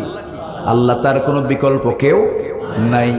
আরো সুন্দর পরিচয় যদি আমরা জানতে চাই তার, সবার জন্য আয়াতটা জানা খুবই জরুরি, মুখস্থ করে নেব, কারণ এই আয়াতটা জানলে পরে জান্নাত যাওয়াটা সহজ হয়ে যাবে। সে আয়াতটাকে সবাই বলেন, আল্লাহু লা ইলাহা ইল্লা হুয়াল হাইয়ুল কাইয়্যুম লা তা'খুযুহু সিনাতুন ওয়া লা নাওম লাহু মা ফিস সামাওয়াতি ওয়া মা ফিল আরদ ما ذا الذي يشفع عنده إلا بإذنه يعلم ما بين أيديهم وما خلفهم ولا يحيطون بشيء من علمه إلا بما شاء وسع كرسيه السماوات والأرض ولا يؤوده حفظهما وهو العلي العظيم জোরে বলুন আল্লাহু আকবার। আয়াতটার নাম কি? আয়াতুল কুরসি। আয়াতুল কুরসি পড়লে সমস্ত সম্পদের জিম্মাদার কে হন? এই নসিহতটা দিছিল কে? না, নবীজি তো দিয়েছেন। এই তো, হ্যাঁ, একজন সুন্দর উত্তর দিয়েছেন। মালামাল রক্ষা করার জন্য সবচাইতে শ্রেষ্ঠ মাধ্যম হচ্ছে আয়াতুল কুরসি। জোরে বলে সুবহানাল্লাহ। এই নসিহতটা আসছিল কার থেকে? শয়তানের কাছ থেকে। ওইদিকে যাব না, শয়তানের কাছ থেকে। শয়তান যা কইছে কথা ঠিক, কিন্তু রেওয়া মানে বর্ণনা করেছে শয়তান। সম্মানিত ভাই, সম্মানিত বন্ধুগণ, কেন? 9টা বাক্য সম্বলিত একটা আয়াত। এটা পরিপূর্ণ আল্লাহ তাআলার একটা পরিচয় আল্লাহ পাক এই আয়াতের মধ্যে তিনি তুলে ধরেছেন। সুবহানাল্লাহ। যদি কখনো সুযোগ হয় আয়াতুল কুরসির উপরে আমি একটা তাফসীর এলাকায় যদি আসা হয়, এটা করার সুযোগ যদি আমি পাই, আমি করব ইনশাআল্লাহ। বলি ইনশাআল্লাহ। মনে করে দিবেন সেদিন এই বিষয়ে কথা বল। 9টা বাক্য আছে। কয়টা বাক্য আছে বলেন? 9টা বাক্য মিলে একটা আয়াত শেষ করেছেন কে? আল্লাহ তাআলা। এই কিতাবে আমার নবীর পরিচয় আছে না নাই? আছে না? আছে। আমার নবীর পরিচয়টা হলো গোটা কোরআন। জোরে বলে সুবহানাল্লাহ। গোটা কোরআনে আমার নবীর পরিচয় আছে না নাই? আছে। তবে হ্যাঁ, আমার নবীকে লক্ষ্য করে সরাসরি 3টা সূরা নাজিল করেছেন আল্লাহ রাব্বুল আলামিন। এর মধ্যে সবচেয়ে ছোট্ট সূরা ইন্না আ'তাইনাকাল কাউসার ফাসাল্লি লিরাব্বিকা ওয়ানহার ইন্না শানিআকা হুয়াল আবতার। আরেকটা সূরা আলাম নাশরাহ লাকা সাদরাকা ওয়া ওয়াদা'না আনকা ফিজরাক الذي أنقض ظهرك ورفعنا لك ذكرك। জোরে বলি আল্লাহু আকবার। আরেকটা সূরা যারা পারেন ঠোঁট মিলিয়ে মিলিয়ে বলুন সওয়াব পেয়ে যাবেন। আয়াত যত বেশি তেলাওয়াত হবে বরকত তত কমবে না বাড়বে। ওয়াদ-দুহা ওয়াল-লাইলি ইযা সাজা মা ওয়াদ্দা'আকা রাব্বুকা ওয়া মা ক্বালা وَلَلْآخِرَةُ خَيْرٌ لَكَ مِنَ الْأُولَى وَلَسَوْفَ يُعْطِيكَ رَبُّكَ فَتَرْضَى أَلَمْ يَجِدْكَ يَتِيمًا فَآوَى জোরে বলুন আল্লাহু আকবার। আমার নবীর শানে সরাসরি পূর্ণাঙ্গ 3টা সূরা নাযিল হয়েছে। মুজাম্মিল দেওয়া হয়েছে, মুদ্দাসসির দেওয়া হয়েছে। সেই নবীর জন্ম কোন মাসে? আসতে বলবেন না, কোন মাসে? আমার নবীর জন্ম যখন হলো, বাপ কি জীবিত ছিলেন নাকি? বাপ জীবিত ছিলেন? ছিলেন না। কিন্তু সন্তান জন্ম নিলে সবচেয়ে বেশি খুশি হয় কে?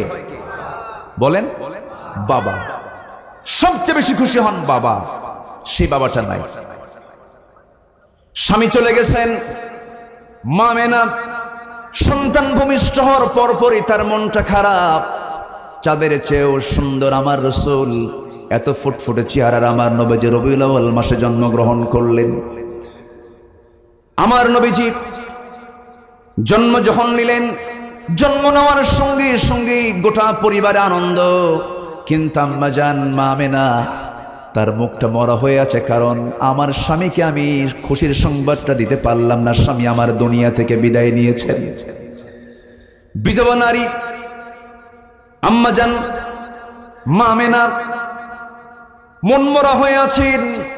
একদিন আবু তালেব আমার নবীর নবুয়ত প্রাপ্তির পর একদিন বলতেছে, ভাতিজা মুহাম্মদ, আমি তোমাকে আজকে একটা জটিল প্রশ্ন করব। কি প্রশ্ন? সেই প্রশ্ন হলো, তোমার যখন জন্ম হয়, জন্মের সময় আমি তোমার দ্বারা কিছু আশ্চর্যজনক ঘটনা আমি দেখতে পেয়েছি। চাচা আপনি বলেন কি প্রশ্ন? কি দেখতে পেয়েছেন আপনি বলুন। আমি তো নবুয়ত পেয়েছি, আল্লাহ পাক আমাকে পয়গম্বর করেছেন। আবু তালেব মুসলিম না কাফের? ভালো করে বলেন আপনারা। আমার নবীর কি? আমার নবী যতদিন আবু তালেব জীবিত ছিলেন পৃথক ছিলেন না, একসঙ্গে ছিলেন? একসঙ্গে ছিলেন। আবু তালেব কাফের, আপন চাচা। রাসূল একসঙ্গে তার সঙ্গে সময় কাটিয়েছেন, রাসূলকে পাহারা দিয়েছেন। আবার আবু তালেব একজন কাফের। আমার দেশে 1000 বছরের ঐতিহ্য হলো হিন্দু মুসলিম আমরা পাশাপাশি অবস্থান করি। বলি আলহামদুলিল্লাহ, বলি আলহামদুলিল্লাহ। সকল কিছুর ঊর্ধ্বে হলো তারা মানুষ, ঠিক কিনা? যারা মন্দিরে, যারা মসজিদে হামলা করে তারা প্রকৃত মুসলিম হতে পারে না, তারা প্রকৃত কোনো হিন্দু হতে পারে না।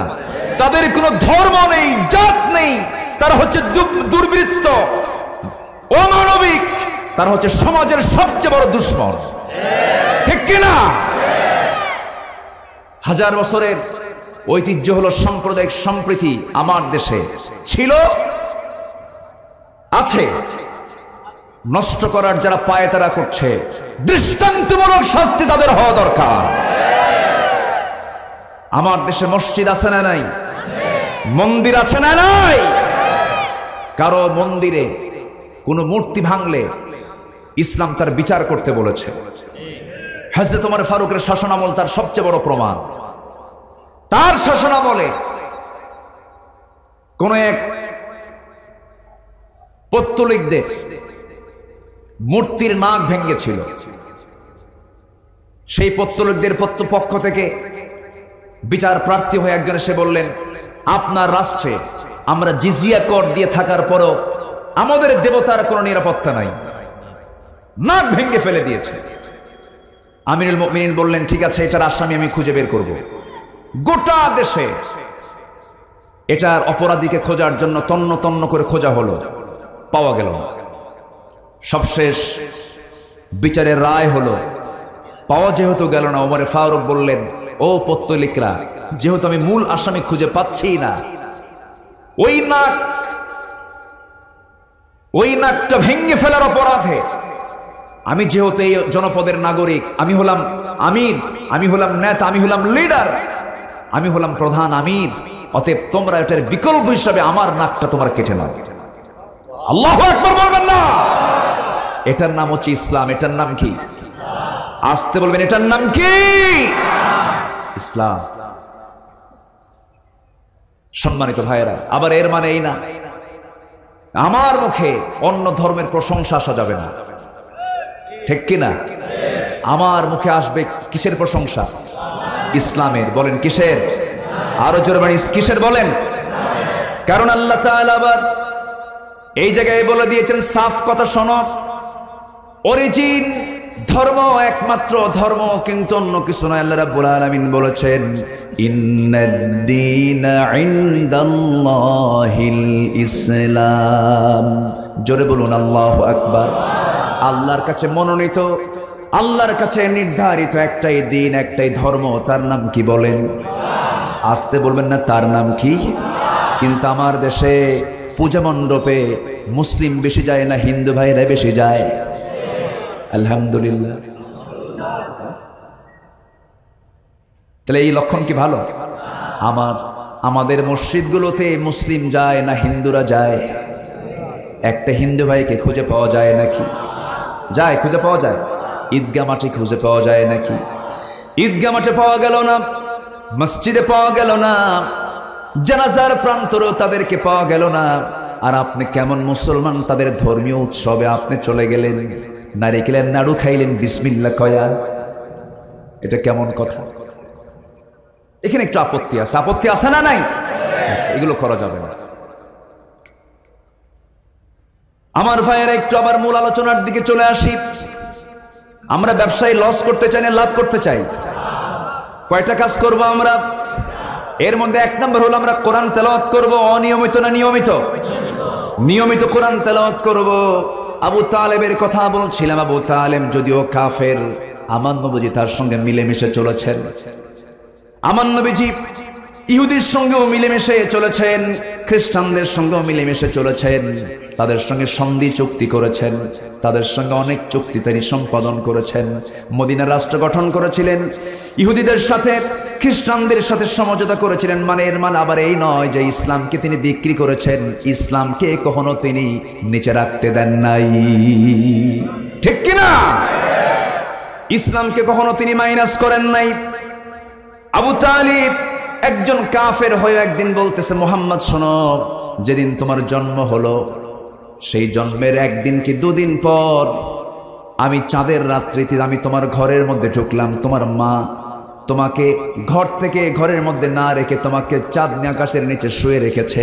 তুমি একা শুয়ে আছো, কেউ নাই তোমার ডানে বামে, নবজাতক তুমি। আমি আবু তালিব তোমাকে দেখতে এসে তোমাকে একাকী পেয়ে গেলাম। তুমি দেখি চাঁদের দিকে চেয়ে আসো, তুমি যখন ডান দিকে তাকাও চাঁদটা ডান দিকে লাফ মারে। একটু আস্তে কোন সুবহানাল্লাহ। তুমি যখন বাম দিকে তাকাও চাঁদটা বাম দিকে লাফ মারে, নড়ে যায়। ডানে তাকাচ্ছ চাঁদ ডানে চলে আসি, আবার বামে তাকাচ্ছ চাঁদটা বামে চলে যাচ্ছে। আবার হাতটা দিয়ে যখন নিচের দিকে টান মারো তখন চাঁদটা নিচের দিকে আসতে থাকে। মুহাম্মদ, আমি কি ভুল দেখেছিলাম না সঠিক দেখেছিলাম? মুহাম্মদ বলো তো। আমার নবীজি মুস্কি মুস্কি হাসি মেরে বলছেন, চাচা আপনি যা দেখেছেন সম্পূর্ণ সত্যি দেখেছেন, কারণ আমার আব্বা তো আমার জন্মের 6 মাস পূর্বে দুনিয়া থেকে বিদায় নিয়েছেন। আমার মার মনটা খারাপ, আমার মার মনে একটু প্রশান্তি দেওয়ার জন্য আল্লাহ রাব্বুল আলামিন আমাকে চাঁদ আমার জন্য খেলনা বানায় দিয়েছিলেন। জোরে বলি সুবহানাল্লাহ। আমার নবীজি নবুয়ত পর চাঁদ দ্বিখণ্ডন কি হয় নাই? ইনশাক্কাল কামার, আকাশের চাঁদ তিনি দ্বিখণ্ডন করেছিলেন। কাফের মুশরিকরা প্রশ্ন করেছিল, তুমি যদি ইন কুনতা নাবিয়ান হাক্কা, তুমি যদি সত্যিকারের নবী হও, আকাশের চাঁদ তুমি দ্বিখণ্ডন করে ফেলো। আমার নবীজি আল্লাহ তাআলার অর্ডারে শুধু নখটা উঁচু করেছিলেন। আমার নবীজির নখের পাওয়ার কে দিয়েছেন? এটা কি নখের পাওয়ার মূলত না আল্লাহর পাওয়ার? শুধু আমার নবীজির নখটা উঁচু করেছিলেন, ইনশাক্কাল কামার চাঁদটা দুভাগ হয়ে গেছে। সহিহ বুখারীর হাদিস, সহিহ বুখারীর হাদিস। চাঁদ যখন দ্বিখণ্ডন হয়ে গেল চাঁদ কাঁপে। আমার নবীজি বলছেন, চাঁদ কাঁপিস কেন? চাঁদ থরথর করে কাঁপে। চাঁদের এই কাঁপুনি দৃশ্য দেখে রাসূল বললেন, চাঁদ তুই কাঁপিস না, আবার একাকার হয়ে যা। যখন হাতটা দিয়ে, যখন নখটা দিয়ে, যখন আবার ইশারা করলেন, চাঁদটা আবার একাকার হয়ে গেল। এগুলো মুআজিজা। এগুলো কি বলেন? এগুলো কি মুআজিজা। নবীদেরকে মুআজিজা কে দিয়েছেন? আমার নবীর জিন্দেগিতে অসংখ্য মুআজিজা প্রকাশ পেয়েছে, তার মধ্যে এক নম্বর মুআজিজা কি বলেন? আসতে বলবেন, এক নম্বর মুআজিজা কি? সকল নবীর মুআজিজা, সকল নবীর মুআজিজা তাদের মৃত্যুর মধ্য দিয়ে শেষ হয়ে গেছে। মুসার লাঠি আর আজ পৃথিবীতে নাই, তার কার্যকারিতা নাই। অনেক পয়গম্বরের মুআজিজা মৃত্যুর সঙ্গে সঙ্গে শেষ হয়ে গেছে, কিন্তু আমার নবীর মুআজিজা এমন একটা শ্রেষ্ঠ মুআজিজা কোরআন আজও আছে কিয়ামত পর্যন্ত। কেন? আল্লাহ রাব্বুল আলামিন গোটা দুনিয়াতে সব শেষ হয়ে যাবে, কোরআনটা ঠিক থেকে যাবে। জোরে বলি সুবহানাল্লাহ। সব ধ্বংস হবে, কোরআন কি ধ্বংস হবে? এই কোরআন নিয়ে যারা নাটক করে এদের সঙ্গে আমাদের কোনো আপোষ নাই, ঠিক কি না?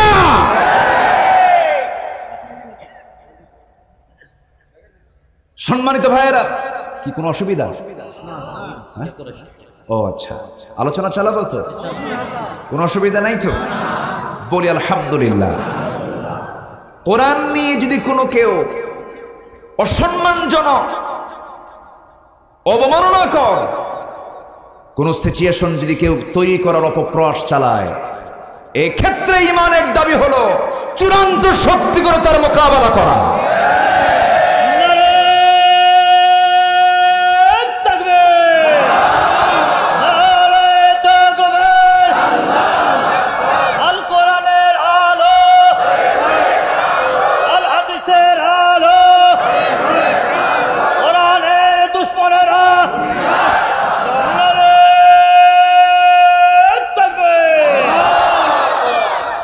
আমরা কার নাম নিলাম?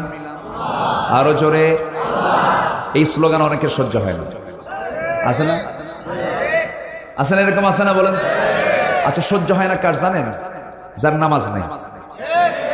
নামাজে এই স্লোগান আছে না নাই? আল্লাহু আকবার আছে না নাই? রুকুতে কি? সেজদায় কি? সেজদা থেকে উঠতে কি? আচ্ছা, বাচ্চা যখন জন্ম নেয় তখন কি? হ্যাঁ, আচ্ছা, যখন মরে জানাজা তখনও কয় তাকবীর? তখনও কি বলেন? তাহলে জন্মে, মৃত্যুতে, নামাজে, সকল কাজে আল্লাহু আকবার। কোন প্রাণী জব করছে? আরো জোরে। তাহলে সব জায়গায় আল্লাহু আকবার লাগে, তোমার স্লোগানে আল্লাহু আকবার বিরক্ত লাগে। মুনাফিক তুমি! এখানে তোমার বড় প্রমাণ, তুমি মুনাফিক। মুনাফিক চেনার জন্য সূরা মুনাফিকুন আছে না নাই? মুনাফিকুন পড়বেন, সূরা মুনাফিক কারা সব চিনে নেবেন। যাদের কাছে এই স্লোগান বিরক্ত লাগে, জুলফিকার ভাই যে স্লোগানটা দিল, যে তাকবীরটা দিল, এটা যার কাছে বিরক্ত লাগবে, মনে হবে যে না, এটা আবার কি শুরু হলো, ভাববেন যে ওর মধ্যে মুনাফিকদের যে লিডার ছিল, ওদের রক্ত কিছু ঢুকে দেওয়া আছে। কষ্ট হচ্ছে নাকি আপনাদের? নবীর জন্ম কোন মাসে? রে ওকে ও মা আমেনার কোল জোড়ে চাঁদ জানিস না কি রে। আল্লাহু আকবার। আর জোরে আল্লাহু আকবার। আমার নবীজির জন্ম গোটা জগতের জন্য রহমত। জোরে বলি সুবহানাল্লাহ। সে রাসূলকে ভালোবাসার প্রয়োজন আছে না নাই? নিজের জীবনের চাইতে কম, বইয়ের চাইতে কম, ছেলের চাইতে কম, সন্তানের চাইতে কম, সকল মোহাব্বতের চাইতে আমার রাসূলকে মোহাব্বত করতে হবে। কম না বেশি? তার চাইতে বেশি কাকে?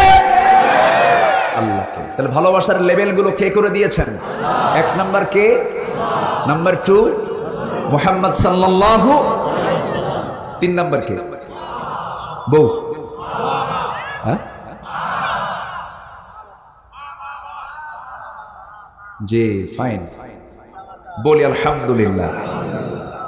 পিতামাতা যদি ওয়াইন জাহাদাকা আলা কি আন তুশরিকা বিহি মা লাইসা লাকা বিহি ইলমুন ফালা তুতিউহুমা ওয়া সাহিবুহুমা ফিদ দুনিয়া মারুফা।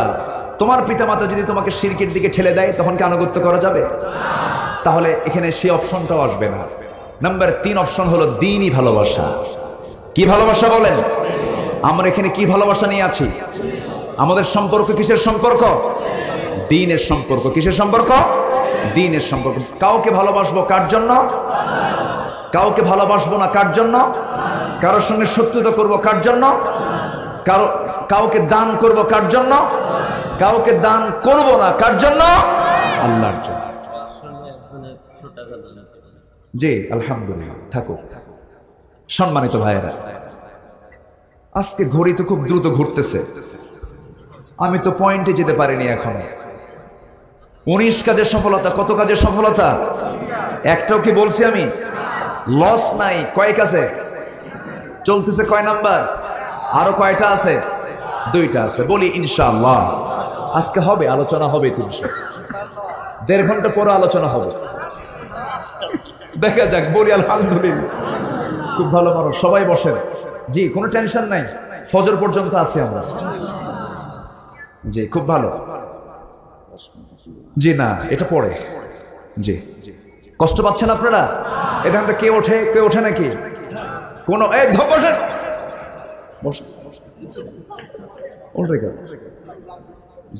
মানে ওঠার কোনো সুযোগ নাই। জি জি বলি ইনশাআল্লাহ। তাহলে আমরা সফল হতে হলে কয়টা কাজ করব? 19টা কাজ। কয়টা কাজ? 19টা কাজ। 1 নাম্বার হলো আমরা আত্মশুদ্ধি লাভ করব। আমাদের নফসের মধ্যে ভেজাল আছে না নাই? নফস কি ভালো কিছু চায় না খারাপ কিছু চায়? জমির আইল ঠিক রাখতে চায় না একটু ঘুরাতে চায়? বলেন তো। মনে হয় একটু বেশি করে নেই, নেওয়ার সময় বেশি নেই, দেওয়ার সময় কম দেই। এই নফসের মধ্যে ভেজালি আছে না নাই? আমার ভাইয়েরা, সাফল্য যদি আমরা অর্জন করতে চাই 19টা কাজ আমরা করে যাব। আজকে যদি সময় পেয়ে যায় একটা একটা করে আমি বলার চেষ্টা করছি। এর মধ্যে 1 নাম্বার হলো আমরা নফসের শুদ্ধতা নিয়ে আসবো, তাসকিয়াতুন নফস নিয়ে আসবো। আল্লাহ রাব্বুল আলামিন বলছেন কোন ব্যক্তি প্রকৃত সফল কাম? قد أفلح من تزكى وذكر اسم ربه فصلى قد أفلح من زكاها وقد خاب من دساها جربون الله أكبر। নফসকে ঠিক রাখলে পরে সব ঠিক হয়ে যাবে। নফসকে যদি আমরা বেঠিক রেখে ফেলি সব আমাদের শেষ হয়ে যাবে। এই জন্য নফসের ট্রিটমেন্ট সবার আগে না সবার পরে? আমাদের অসুখ হলে পরে ডাক্তারের কাছে চলে যাই, তিনি জ্বরের ওষুধ দিয়ে দিলেন, ডায়াবেটিসের ওষুধ দিয়ে দিলেন, কিন্তু নফসের এই রোগ সারার জন্য, রুহের খোরাক মেটানোর জন্য, রুহের ভিতরে যে খোরাকের প্রয়োজন হয়, রুহের খোরাক মেটাবে কোন কিতাব বলেন? আসতে বলেন কোন কিতাব? আজকে আমরা এখানে কিসের খোরাক নিয়ে এসেছি? রুহের খোরাক কিসের বলেন? বলেন রুহের খোরাক কি দিয়া? কোরআন দিয়ে আমরা মেটাতে এসেছি। আমার ভাইয়েরা, নফসকে কখনো পাত্তা দেওয়া যাবে না, কারণ ইন্নান নাফসা লাআম্মারাহ, নফস মানুষকে খারাপ কাজের দিকে নিয়ে যায়, ঠেলে নিয়ে চলে যায়। ওমা উবাররিউ নাফসি ইন্নান নাফসা লাআম্মারাহ। ইউসুফ আলাইহিস সালাতু ওয়াস সালাম আল্লাহর পয়গম্বর হওয়ার পরেও তিনি বলেছিলেন আমি নিজেকে নির্দোষ মনে করি না। জুলাইখার সুন্দর রূপ আমার সামনে যখন ডিসপ্লে করলো, 12টা দরজা লাগায় দিয়ে যখন আমার ঘরের মধ্যে আমাকে উঠালো, তার ঘরের মধ্যে উঠায় নিয়ে তার যৌবনের সমস্ত কিছু যখন আমার সঙ্গে ডিসপ্লে করলো, আমার সামনে যখন সে ফুটে তুললো, আমি বারবার নিচের দিকে তাকাই। পর্দার দরকার পুরুষেরও, পর্দার দরকার নারীরও, কারণ চোখের হেফাজত করবেন নারীও এবং পুরুষ। বরং আল্লাহ রাব্বুল আলামিন চোখের হেফাজত করতে বলেছেন আগে নারীকে না আগে পুরুষকে? আগে পুরুষ। ইয়াগুযদু মিন আবসারিহিম, পুরুষ তুমি আগে নিজের দৃষ্টিকে অবনত করো, নিম্নগামী করো। সাইয়েদানা ইউসুফ আলাইহিস সালাতু ওয়াস সালাম আল্লাহর পয়গম্বর, সবচেয়ে সুন্দর সুরত করে, নবীদের মধ্যে সবচেয়ে সুন্দর সুরত করে ইউসুফ আলাইহিস সালাতু ওয়াস সালামকে আল্লাহ পাক দুনিয়াতে পাঠিয়েছেন। সুন্দর চেহারাই তার জন্য ফিতনা হয়ে গেছে, ঠিক কি না? ইউসুফের সুন্দর চেহারা তার জন্য পরীক্ষার কারণ হয়ে গেছে। এত সুন্দর চেহারার ইউসুফ আলাইহিস সালাতু ওয়াস সালাম ছিলেন, জুলাইখা তার জন্য পাগলি হয়ে গেল। সবাই বলছে জুলাইখা তুমি কি এমন যুবক যার জন্য তুমি পাগলি হয়ে গেছো? কোরআন সাক্ষী, কত সুন্দর কথা। কেন তুমি পাগলি হয়ে গেলে? কি হয়েছে? কি তার ভিতরে রূপ আছে? জুলাইখা বলতেছি তার মধ্যে কেমন রূপ আছে আমি তোমাদের সামনে একবার করে দেখিয়ে নিয়ে যাব, তোমরা দেখবে তাকে শুধু একটা বার। সেই সময় করলো কি টেকনিক করে হাতের মধ্যে একটা করে বটি, একটা করে লেবু দেওয়া হলো, সেই লেবুটা কাটার জন্য দেওয়া হলো। সেই সময় ইউসুফ আলাইহিস সালামকে তাদের সামনে দিয়ে যখন নিয়ে যাওয়া হলো, সেই লেবু কাটতে কাটতে তার চেহারার দিকে যখন তাকিয়েছে ওই সমস্ত নারীরা, তারা তাদের হাত লেবু কাটতে গিয়ে হাত পর্যন্ত কেটে ফেলেছিল, তবুও তারা তার দর্শন থেকে তারা নিজেকে নিচে নিম্নের দিকে নিয়ে আসতে পারে নাই। হাত যখন কেটে গেছে, জুলাইখা বলতেছে লেবু কাটতে না হাত কাটলা কেন? সেই সময় বলতেছে ওই সমস্ত নারীরা সারা জীবন বহু পুরুষ দেখেছে, এমন সুন্দর পুরুষ আমাদের জীবনে কখনো চোখের সামনে পড়ে নাই। আম্মা জান আয়েশা বলেন ওই সমস্ত নারীরা যদি একটাবার আমার নবীর দিকে তাকাতে পারত, তাহলে তারা তাদের হাত কেন কলিজা কেটে ফেলতো, তবুও তারা টের পেত না। তাহলে আমার নবী আরো সুন্দর কম না বেশি? আমার নবীর সৌন্দর্য আরো কম না বেশি? সবাইকে রাসূলকে দেখতে চান নাকি? সবাইকে রাসূলকে দেখতে চান নাকি? সবাই দেখতে চান? দেখবেন কোথায়? বাস্তবে না স্বপ্নে? বলেন বাস্তবে না স্বপ্নে? স্বপ্নে তো আমরা অনেক কিছুই দেখি, এই দুনিয়াতে তার বাস্তবে দেখা সম্ভব না, কিন্তু স্বপ্নে দেখার সুযোগ আছে না নাই? আছে না? স্বপ্নে তো অনেক কিছুই দেখি। রাজার মেয়েকে বিয়ে করে রাজা হয়ে গেছে, আছে না নাই? হয়ে গেছে। রাসূলকে স্বপ্নে যদি কেউ দেখে, এটা কি মিথ্যা হবে না সত্য হবে? সত্য। শয়তান আমার নবীর সূরত ধারণ করতে পারে না। আল্লাহু আকবার বলেন। আমার ভাইয়েরা, ইউসুফ আলাইহিস সালাম সেই সময় কি করলেন? যখন তাকে বিশাল বড় পরীক্ষার মধ্যে তিনি পড়ে গেলেন, ওই জুলাইখাও কম সুন্দরী ছিল না। তৎকালীন দুনিয়ার সবচেয়ে সুন্দরী নারী ছিল জুলাইখা। কিন্তু জুলাইখা এমন করে পরকিয়া করতে চাইলো কেন? স্বামী থাকতে সে অন্য পুরুষের দিকে কেন নজরটা দিল? এটার তাফসীরে, এটার ব্যাখ্যায় বহু কিছু এসেছে। এর মধ্যে একটা ব্যাখ্যা এসেছে, তার স্বামী আজিজে মিশর সে ছিল পুরুষত্বহীন একটা মানুষ, তার মধ্যে কোনো যৌবন ছিল না, এটা একটা কারণ ছিল।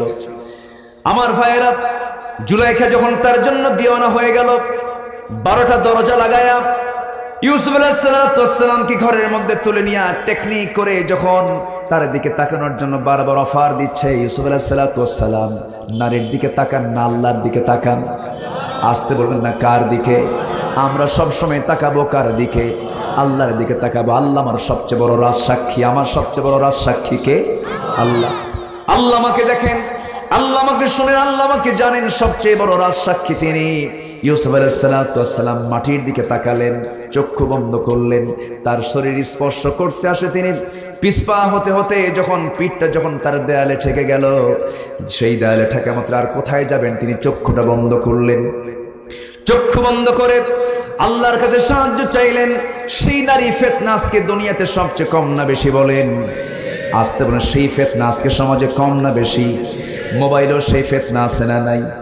আসতে বলবেন না আছে না নাই? কলিমদ্দিকে ফোন দিয়েছে, কলিমদ্দির ফোনটা বন্ধ। দুঃখিত, এই মুহূর্তে সংযোগ দেওয়া সম্ভব হচ্ছে না। পুরুষ কয় না মহিলা কয়? আসতে কবেন না, পুরুষ কয় না মহিলা কয়? মহিলা কয়। আমার ভাইয়েরা, আমার বন্ধুগণ, তাহলে এখন বলুন, এই যে ফিতনা, সেই ফিতনা থেকে বাঁচার জন্য চরিত্র আনতে হবে কোন নবীর? বলেন কোন নবীর? ইউসুফ আলাইহিস সালামের। আল্লাহু আকবার বলেন। যুবকরা তোমরা সূরা ইউসুফ পড়ো, সূরা ইউসুফ পড়ো। ভারতের বলিউডের সিনেমা দেখা বন্ধ করো, কলকাতার সিনেমা দেখা বন্ধ করো। যারা সিনেমার নায়ক নায়িকা তাদের জীবনে শান্তি নাই, তাদের নাটক সিনেমা দেখে তোমার শান্তি হবে কেমনে? ঠিক কিনা? ইউসুফ আলাইহিস সালাম চক্ষু বন্ধ করলেন, সাহায্য চাইলেন কার কাছে? আল্লাহর কাছে। সাহায্য চাইলেন যখন আল্লাহর কাছে, 13 বছর ধরে নিজের বাপকে দেখেন না, 13 বছরে যে বাপকে তিনি দেখতে পান নাই, সেই মুহূর্তে আল্লাহ রাব্বুল আলামিন ফেরেশতার মাধ্যমে বাবার ছবিটা তার সামনে ধরে ফেললেন। বাবাকে সামনে দেখলে পরে কি দুনিয়ার আর কোনো কথা মনে হয় নাকি? কোন নারীর দিকে এরকম নজর আসবে নাকি? আল্লাহ তাকে হেফাজত করলেন। হেফাজতকারী কে? আসতে বলবেন না কে? আমরা হেফাজত চাইবো কার কাছে? আল্লাহর কাছে। কত লোকের বুজুর্গি চলে গেছে, পীরের পীরগিরি চলে গেছে, আলেমের এলেম চলে গেছে, কত নামাজের নামাজ সব শেষ হয়ে গেছে নারীর ফিতনার কারণে। সে নারী ফিতনা থেকে আমাদের বাঁচার দরকার আছে না নাই? একজন বড় তাবিঈ ছিলেন, আতা ইবনে আবি রাবাহ রাহমাতুল্লাহ আলাইহি। তিনি বললেন, আমি আল্লাহর কাছে 3টা জিনিস চেয়েছিলাম, আল্লাহ পাক আমার 2টা দোয়া কবুল করেছেন, আর একটা দোয়া কবুল করেন নাই। নাম্বার 1 হলো আমি আল্লাহকে বলেছিলাম, আল্লাহ দুনিয়া, আল্লাহ বলে। নাম্বার 2 হলো আমি আল্লাহকে বলেছিলাম, আল্লাহ তোমার কাছে আমার ফরিয়াদ, এই দিলের মধ্যে আমি তোমার ভয়টা আমি অঙ্কন করে রেখেছি, আমার এই দিলের মধ্যে তোমার ভয় ছাড়া যেন কোনো ভয় না থাকে। আল্লাহ তুমি এই দোয়াটাও কবুল করে নিয়েছো। আর নাম্বার 3 আমি আল্লাহর কাছে চেয়েছিলাম, আল্লাহ আমার চোখ থেকে ঘুমটা তুমি হারাম করে দিও। কিন্তু তা তো পারে না, খালি ঘুম ধরে। কি ধরে? ঘুমটা ধরে। আমার বাইরে সাধনা করতে হবে, ফিতনা থেকে বাঁচতে হবে। এই ফিতনাটা আজকে সমাজে সরিয়ে দিয়েছে ইহুদি খ্রিস্টানরা, কারণ মুসলমানদের ইমানের মতো শক্তিটাকে পরাজিত করার জন্য সবচেয়ে বড় হাতিয়ার হলো সমাজে পর্দাহীনতার পরিবেশ চালু করে দেওয়া, মুসলিম পরিবারের মেয়েদেরকে উলঙ্গ করে ঘর থেকে বের করে দেওয়া। এই ষড়যন্ত্রে তারা বিফল না সফল? বিফল না সফল? ভাঙ্গা ঘরে থাকবো না, শাক ভাত খাবো না, জান থাকতে সাহেবের মোহাব্বত ভুলবো না, এনজিও ছাড়বো না। আছে না নাই? সব শেষ হয়ে গেছে। মেয়েরা কাউকে পাত্তা দেয় না। স্বামী যদি স্বামী বলে আমাকে চা বানিয়ে দাও, তখন বলে আমি দাসী। আর বস যদি বলে চা বানিয়ে দাও, না, এটা হলো খেদমত। এটা কি? খেদমত। এই হচ্ছে আজকে সমাজের চিত্র। স্বামীর সামনে পর্দা করলে বলা হয় এটা একটা পরাধীনতা, আর বসের সামনে শাড়ি নিয়ে ডিসপ্লে করলে বলে এটাই হলো সাহসিকতা, আধুনিকতা। আমি শুধু ওয়াজ পারি, সবাই তো পারেন, বুঝেন। এগুলো বন্ধ করার জন্য প্রয়োজন জমিনে একমাত্র আল্লাহ তাআলার বিধান, ঠিক কিনা? শুধু চাপা মেরে এগুলো বন্ধ করা যাবে না। এগুলো বন্ধ করার জন্য সূরা নূরের, সূরা আহজাবের আয়াতগুলো সমাজে চালু করতে হবে মুসলমান। সম্মানিত ভাইয়েরা, ইউসুফ আলাইহিস সালাতু ওয়াস সালাম তিনি শেষে অসহায় হয়ে কার কাছে আশ্রয় চাইলেন? আসতে বলবেন না, কার কাছে? একটা নারীর ফিতনা থেকে বাঁচা কিন্তু ছোটখাটো ঈমানের পরিচয় না। চট করে চোখের পানি ফেলে দিয়ে কাঁদতে লাগলেন, চোখ বন্ধ করে দৌড় মারতে লাগলেন দরজার দিকে। দরজা ছিল রাজ দরবারের শক্ত দরজা, শক্ত তালা, খোলার কোনো উপায় নাই। জুলাইখা বলতেছে, কেউ দেখবে না আমাকে তোমাকে। ইউসুফ বললেন, কেউ দেখবে না আমাকে তোমাকে, কিন্তু দেখবেন আমার আল্লাহ। যেরকম সুবহানাল্লাহ। এবার বলছে, ইউসুফ তুমি আমার দিকে একটু তাকাও না। তাকাচ্ছেন না। তাফসীর ইবনে কাসির এসেছে, জুলাইখা সে সময় তার শরীরের কাপড় চোপড়গুলো একটা একটা করে পাট্টাগুলো খুলতেছে। একটা করে পাট্টা খোলে, চুলের খোপাটা ছেড়ে দেয়, সামনের দিকে ঝুঁকে পড়তে নেয়। টকবগে যুবক, 25-26 বছরের টকবগে যুবক ইউসুফ আলাইহিস সালাতু ওয়াস সালাম সেই দিকে একটা বারের জন্য তাকালেন না। দুনিয়ার সমস্ত যুবকদেরকে জানান দিচ্ছেন, যুবকরা, জান্নাত যদি পেতে চাও তোমরা আমি ইউসুফ আলাইহিস সালাতু ওয়াস সালাম আমার চরিত্রের মতো চরিত্র তোমরা অর্জন করো। কারণ কিয়ামতের দিন আল্লাহ রাব্বুল আলামিন রাজুলুন ইদা দাআতহু ইমরাতান যাত হাসাবিন ওয়া জামালিন ইন্নী আখাফুল্লাহ, সেই সমস্ত যুবককে আল্লাহ পাক আরশের ছায়ার নিচে স্থান দিবেন। যে যুবককে একটা লাইলি এসে বলবে, একটা আলিয়া এসে বলবে আমি তোমাকে দারুণ ভালোবাসি, আর যুবক বলবে আমি আল্লাহকে সবচেয়ে বেশি ভালোবাসি। যেরকম সুবহানাল্লাহ। এইরকম করে অফার করবে, সে আল্লাহকে ভালোবাসবে, ওই ফিতনার দিকে যাবে না, ওই ফাসাদের দিকে সে যাবে না। ইউসুফ আলাইহিস সালাতু ওয়াস সালাম যখন তার সামনে চুলের খোপাটা ছেড়ে দিল, চক্ষুটা বন্ধ করলেন, ভাবলেন দরজার দিকে একটা দৌড় মারি দেখি তো, শেষ চেষ্টা করে কি হয়। দরজার দিকে দৌড় মারলেন।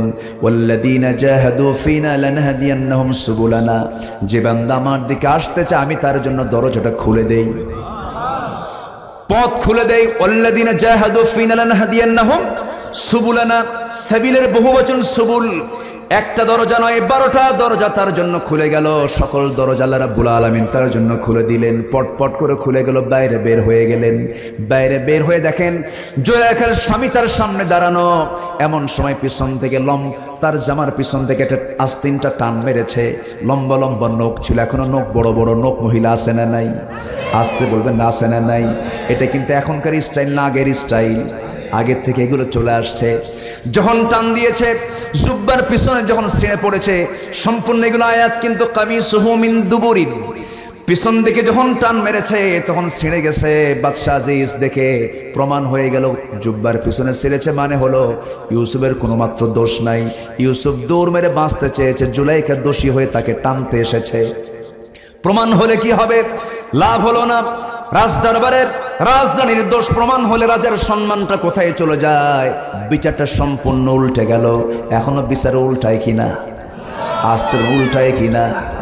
সলিমুদ্দির বিচার কলিমুদ্দির ঘাড়ে যায়, কলিমুদ্দির বিচার সলিমুদ্দির ঘাড়ে চলে যায়। কিন্তু আমার নবীজির শাসনামলে, খলিফা ওমরের শাসনামলে, হযরত আলীর শাসনামলে এমন একটা বিচার হয়েছিল, এমন বিচারের রায় সেই সময় দেওয়া হয়েছিল। রাসূল বলেছিলেন, শোনো, যে মহিলা চুরি করেছে, অনেক ধনাঢ্য পরিবারের মহিলা হতে পারে, ওমর তুমি আমার কাছে আপিল করতে এসেছ। ওই ফাতিমা চুরি না করে, ওই চুরি করেছিল ফাতিমা নামে একজন মহিলা, ওই ফাতিমা চুরি না করে যদি আমার কন্যা ফাতিমা যদি চুরি করে ধরা পড়ে যেত, আমি এই জায়গায় কোনো প্রকার স্বজনপ্রীতি দেখতাম না। আমি নবীজি সবার চোখের সামনে আমি আমার মেয়ের হাতটা টেনে এনে আমি কেটে ফেলে দিতাম। যেরকম সুবহানাল্লাহ। সেই বিচার কি সবাই দেখতে চান নাকি? সেই বিচার হবে কি দিয়া? আসতে বলবেন না, কি দিয়া?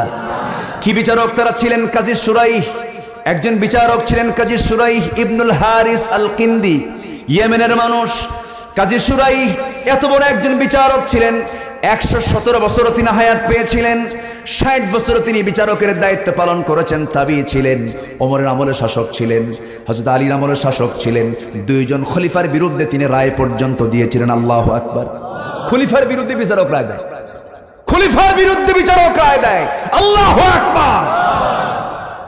খলিফার বিরুদ্ধে। কোন খলিফা? ওমরের মতো মানুষ। ওমর রাদিয়াল্লাহু তাআলা আনহু একটা ঘোড়া কিনেছেন। কি কিনেছেন? ঘোড়া।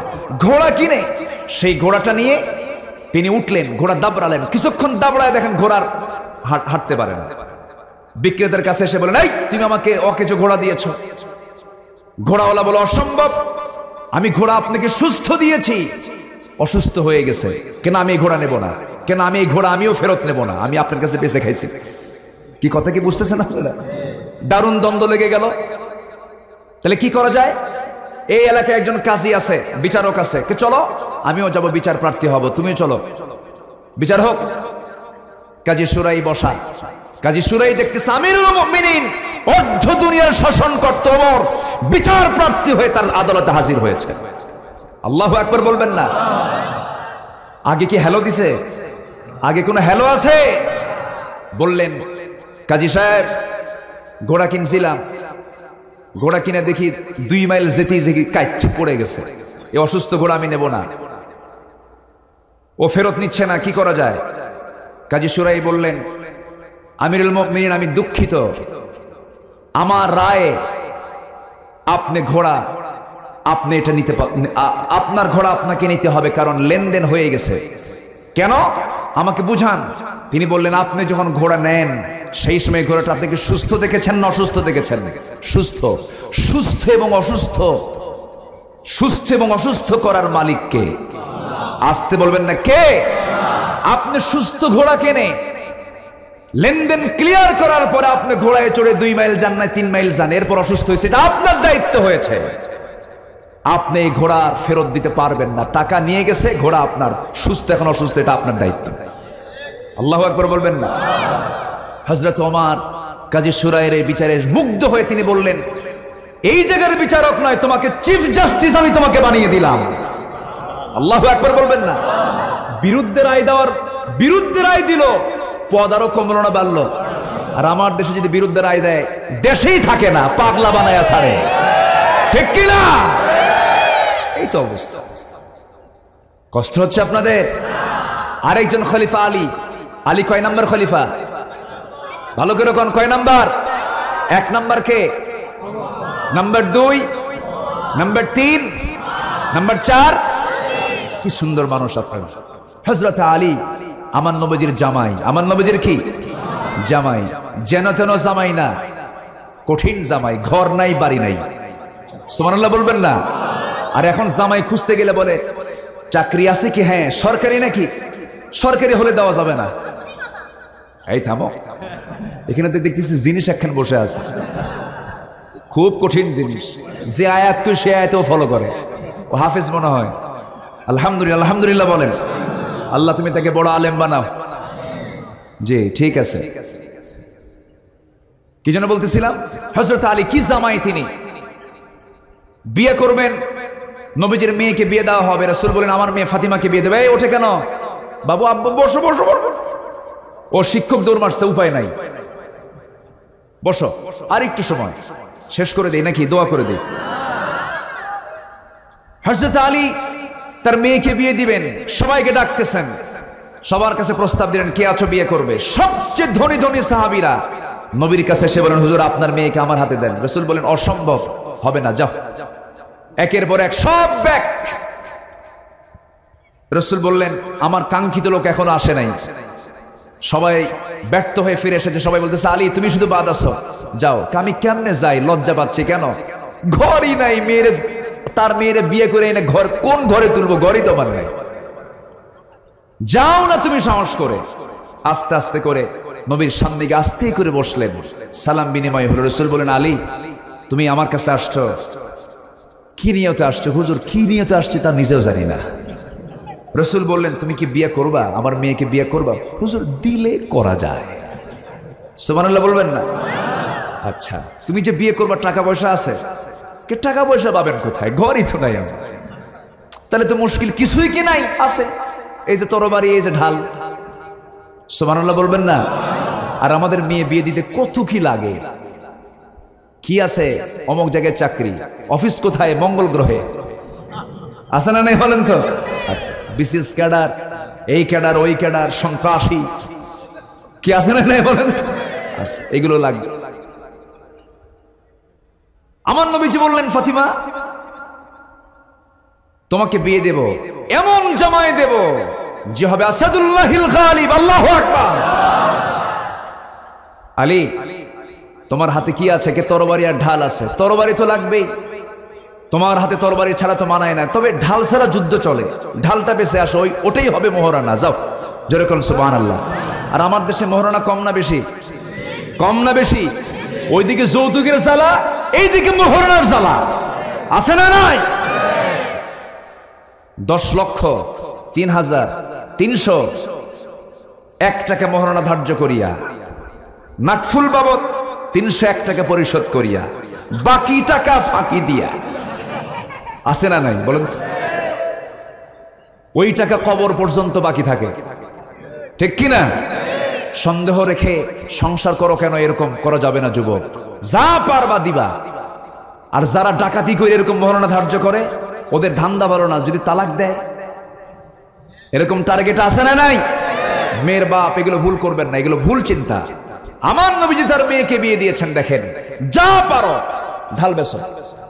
ঢাল বিক্রি করলে, বিক্রি করতে যায় কোনো কাস্টমার নাই, যায় দেখেন ওসমান সামনে দাঁড়ানো। ওসমান রাদিয়াল্লাহু তাআলা আনহু সবচেয়ে ধনী, আমার নবীর আরেক জামাই, জোরে কোন সুবহানাল্লাহ। ধনীও আছে গরিবও আছে, মিল আছে না নাই? আর আজকে সমাজে ধনী গরিবের মিল আছে? মিল আছে? মিল নাই। আমার নবীজি বললেন যাও বিক্রি করে আসো। বিক্রি করতে যায় ঢালটা নিয়ে ওসমানের সামনে দাঁড়ায় গেছে। ওসমান বলছেন আলী তুমি ভোর বেলায়, সাত সকালে তুমি এই ঢাল নিয়ে তুমি বাজারে দাঁড়ায় আছো কেন? বিক্রি করবো, খুব সমস্যা, বিক্রি করতে হবে। কি সমস্যা? টাকা নাই। কি করবো টাকা দিয়া? আমার বিয়ে ঠিকঠাক। কার সাথে বিয়া? আপনার শালীর সাথে। সুবহানাল্লাহ বলবেন না? এদিকে হযরত ওসমান জানেন না বিয়ে ঠিকঠাক হয়ে গেছে। বড় জামাই কিন্তু জিন্নুরাইন, দুটো মেয়ের জামাই তিনি, সুবহানাল্লাহ। একটা মারা গেছে, একটা মেয়ে, আরেকটা মেয়েকে দিয়েছেন।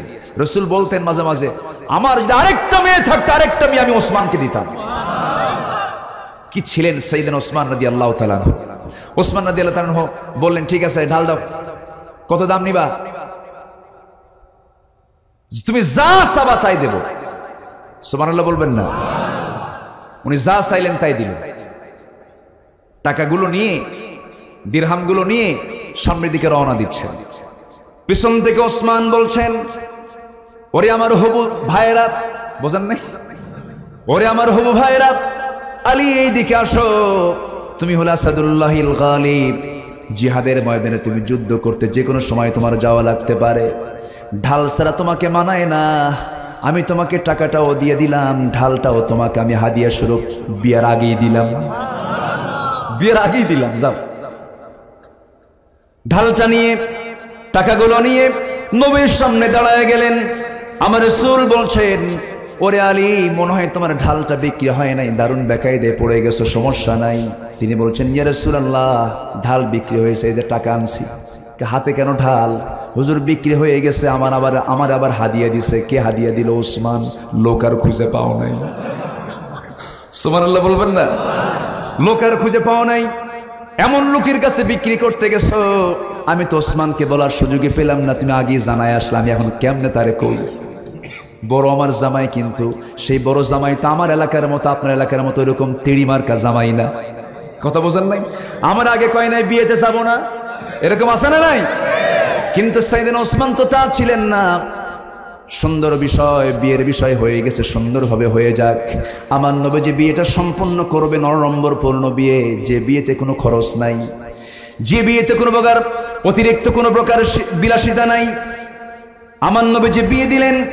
বিয়েটা দেওয়ার সময় আমার নবীজি যখন ইজাব কবুল হয়ে গেছে, আমার নবীজি আস্তে করে, আমার নবীজি তার মেয়েটাকে কাছে নিয়ে বলছেন, ও আমার মেয়ে ফাতিমা, তুমি আমার দেহের টুকরা, আমার রক্ত তুই, তোকে আমার একদিন না দেখলে ভাল লাগে না।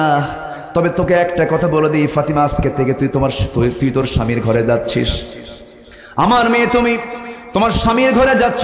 এই যে আজকে তোমাকে পাঠায় দিলাম, মৃত্যুর দিন পর্যন্ত স্বামীর বিরুদ্ধে একটা নালিশও যেন আমার কানে না আসে। একটু আস্তে কান সুবহানাল্লাহ। আজকের বাপ মারা বলে, যা কিছু হইলে ফোন দিবি, খাইয়া ফেলাবো। আসলে এরকম আছে? আমার ভাইয়েরা, আমার নবীজি মেয়েকে পাঠায় দিলেন।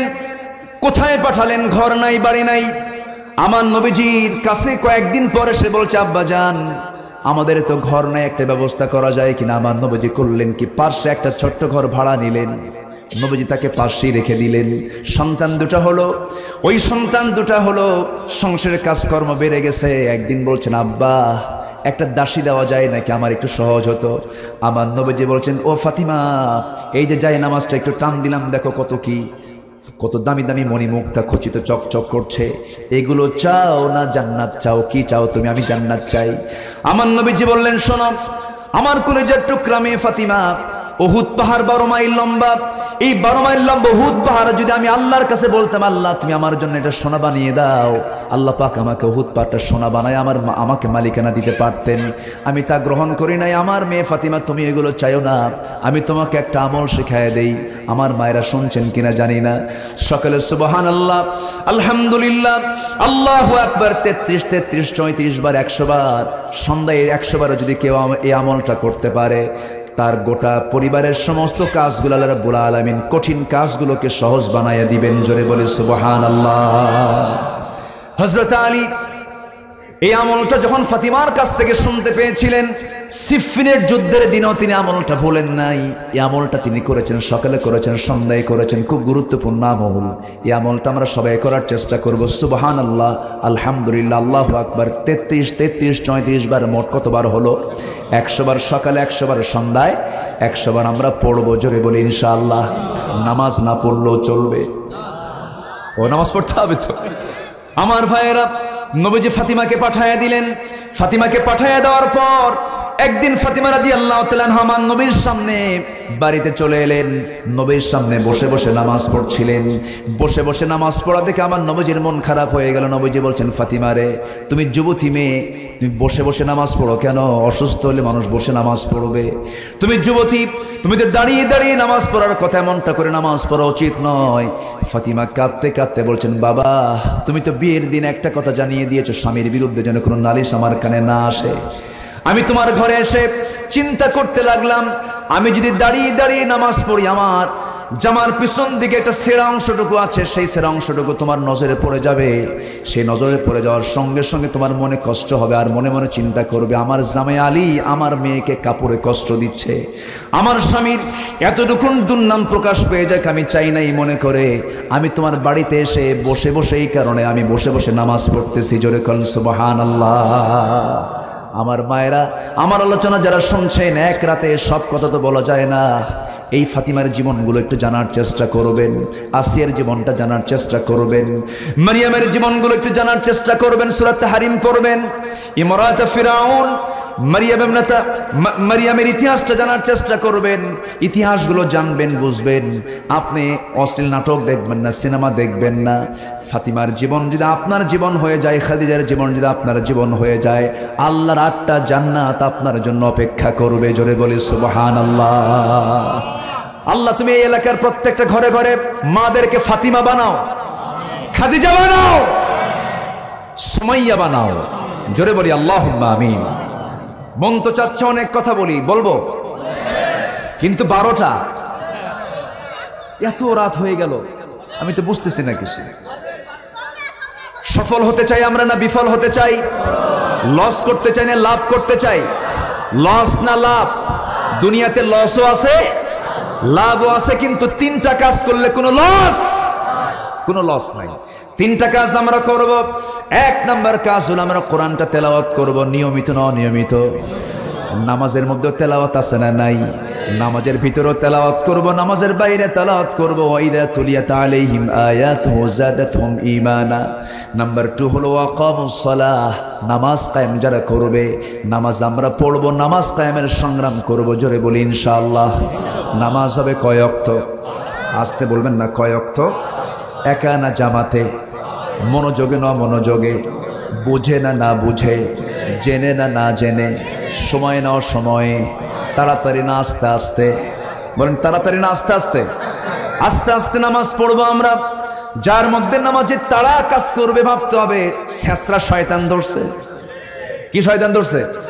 নামাজে যার তাড়া হবে, নামাজ শেষ করব কখন, নামাজ শেষ করব কখন, এই চিন্তা যখন মাথায় আসবে তখন ভাবতে হবে ছেঁচড়া শয়তান তাকে ধরেছে। এমনটা হওয়া যাবে না।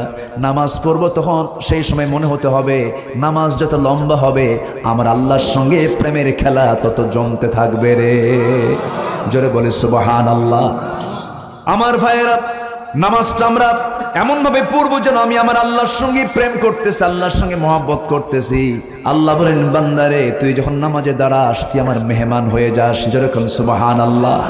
নামাজ মানে কার মেহমান হওয়া? আসতে বলবেন না, কার মেহমান হওয়া?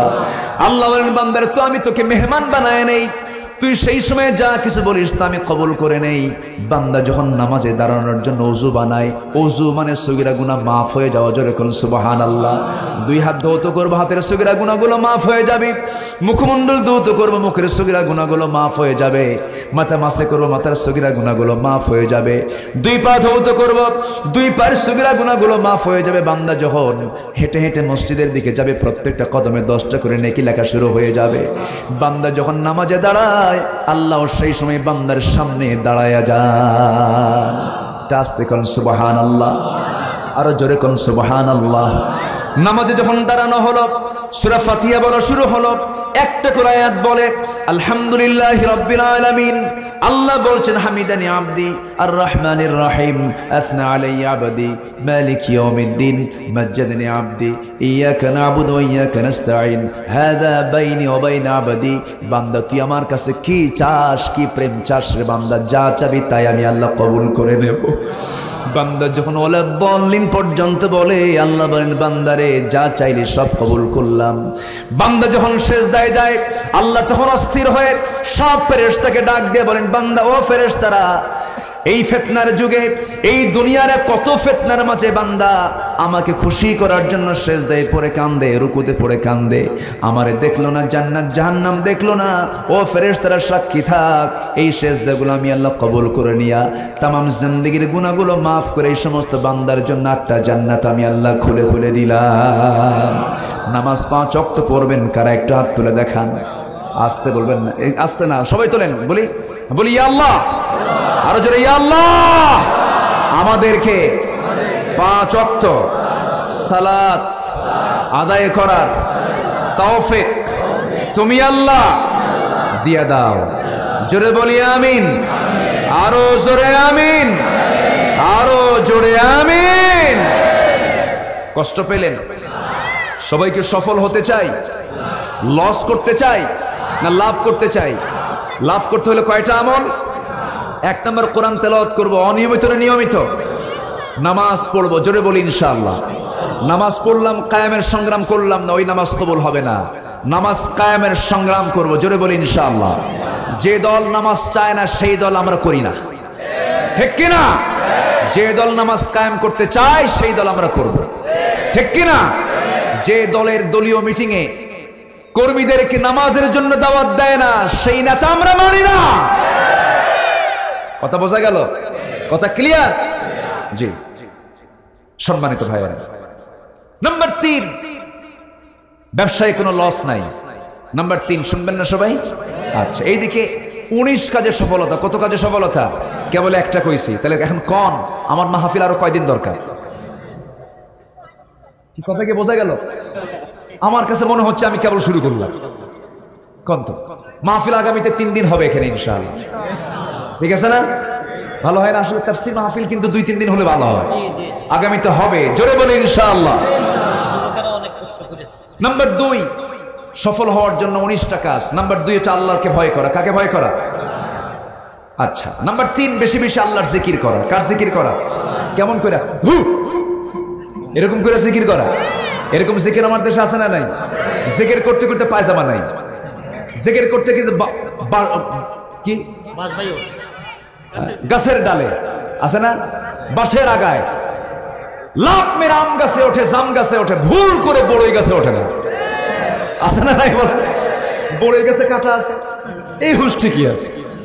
হ্যাঁ, এই হচ্ছে সমস্যা। বক্তা ওয়াজ করে, সামনে লাফায় ব্যাঙের মতো, আছে না? এগুলো ভণ্ডামি। এগুলো আমার নবীজির বয়ানে কোন সাহাবীর দ্বারা এরকম ঘটনা ঘটে নাই। এগুলো করা যাবে না। নাম্বার 4 তওবা করা। কি করা? হ্যাঁ, তুবু ইলাল্লাহি আইয়ুহাল মুমিনুন লাআল্লাকুম তুফলিহুন। আল্লাহু আকবার বলেন। নাম্বার 5 হলো আল্লাহর নিয়ামত স্মরণ করা। নাম্বার 6 হলো অপবিত্র অবৈধ জিনিস গ্রহণ না করা। 7 হলো সৎকর্ম করা। 8 হলো শয়তানের কাছ থেকে দূরে থাকা। 9 হলো আল্লাহর রাসূলের আনুগত্য করা। 10 হলো আল্লাহর পথে সংগ্রাম করা। কোন এগুলো কথা কি একটা দুইটা কথা? একটা কথা বলতে গেলে আরো কত মিনিট সময় লাগতো। এরকম করে 19টা বলবো বলবো থাকবেন? রাজি আছেন? সবাই থাকেন, আমি যাই। নাম্বার 10 হলো সৎ কাজের আদেশ দেওয়া, অসৎ কাজে অসৎ কাজে বাধা দেওয়া। বাধা নিষেধ কি? মুসলমান কি দেবে? বাধা দেবে। আমি মদ খাবো না, কাউকে মদ খেতে দেব না। তাহলে আমরা কি লস হব না সফল হব? সফল হব। 11 হচ্ছে কোরআনের বিধান মেনে চলা। 12 হচ্ছে আল্লাহ নবীর কথা মেনে চলা। 13 হচ্ছে আত্মীয় এবং অন্যান্য মানুষের হক আদায় করা। 14 নম্বর হলো মনের সংকীর্ণতা থেকে মুক্ত থাকা। নাম্বার 15 হলো তাকওয়ার গুণাবলী অর্জন করা।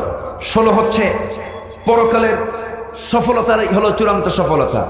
17 নম্বর হলো যার নেকির পাল্লা ভারী হবে সে কি বিফল না সফল? বিফল না সফল? জান্নাত পাওয়া হলো বড় সফলতা, বলি আলহামদুলিল্লাহ।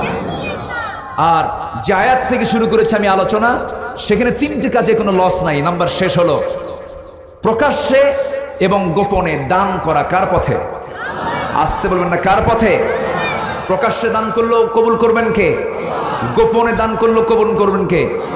আজকে আমরা এখানে কিছু দান করব, প্রকাশ্যে না গোপনে? দেখেন অনেকে কয় গোপনে, প্রকাশ্যে। আমরা কিছু দেব, সবাইকে দিতে রাজি আছেন? এখানে দিলে কিসের জন্য দেওয়া হবে? দিলে কার জন্য দেওয়া হবে? আল্লাহর জন্য দেওয়া হবে। সবাইকে দিতে রাজি আছেন না?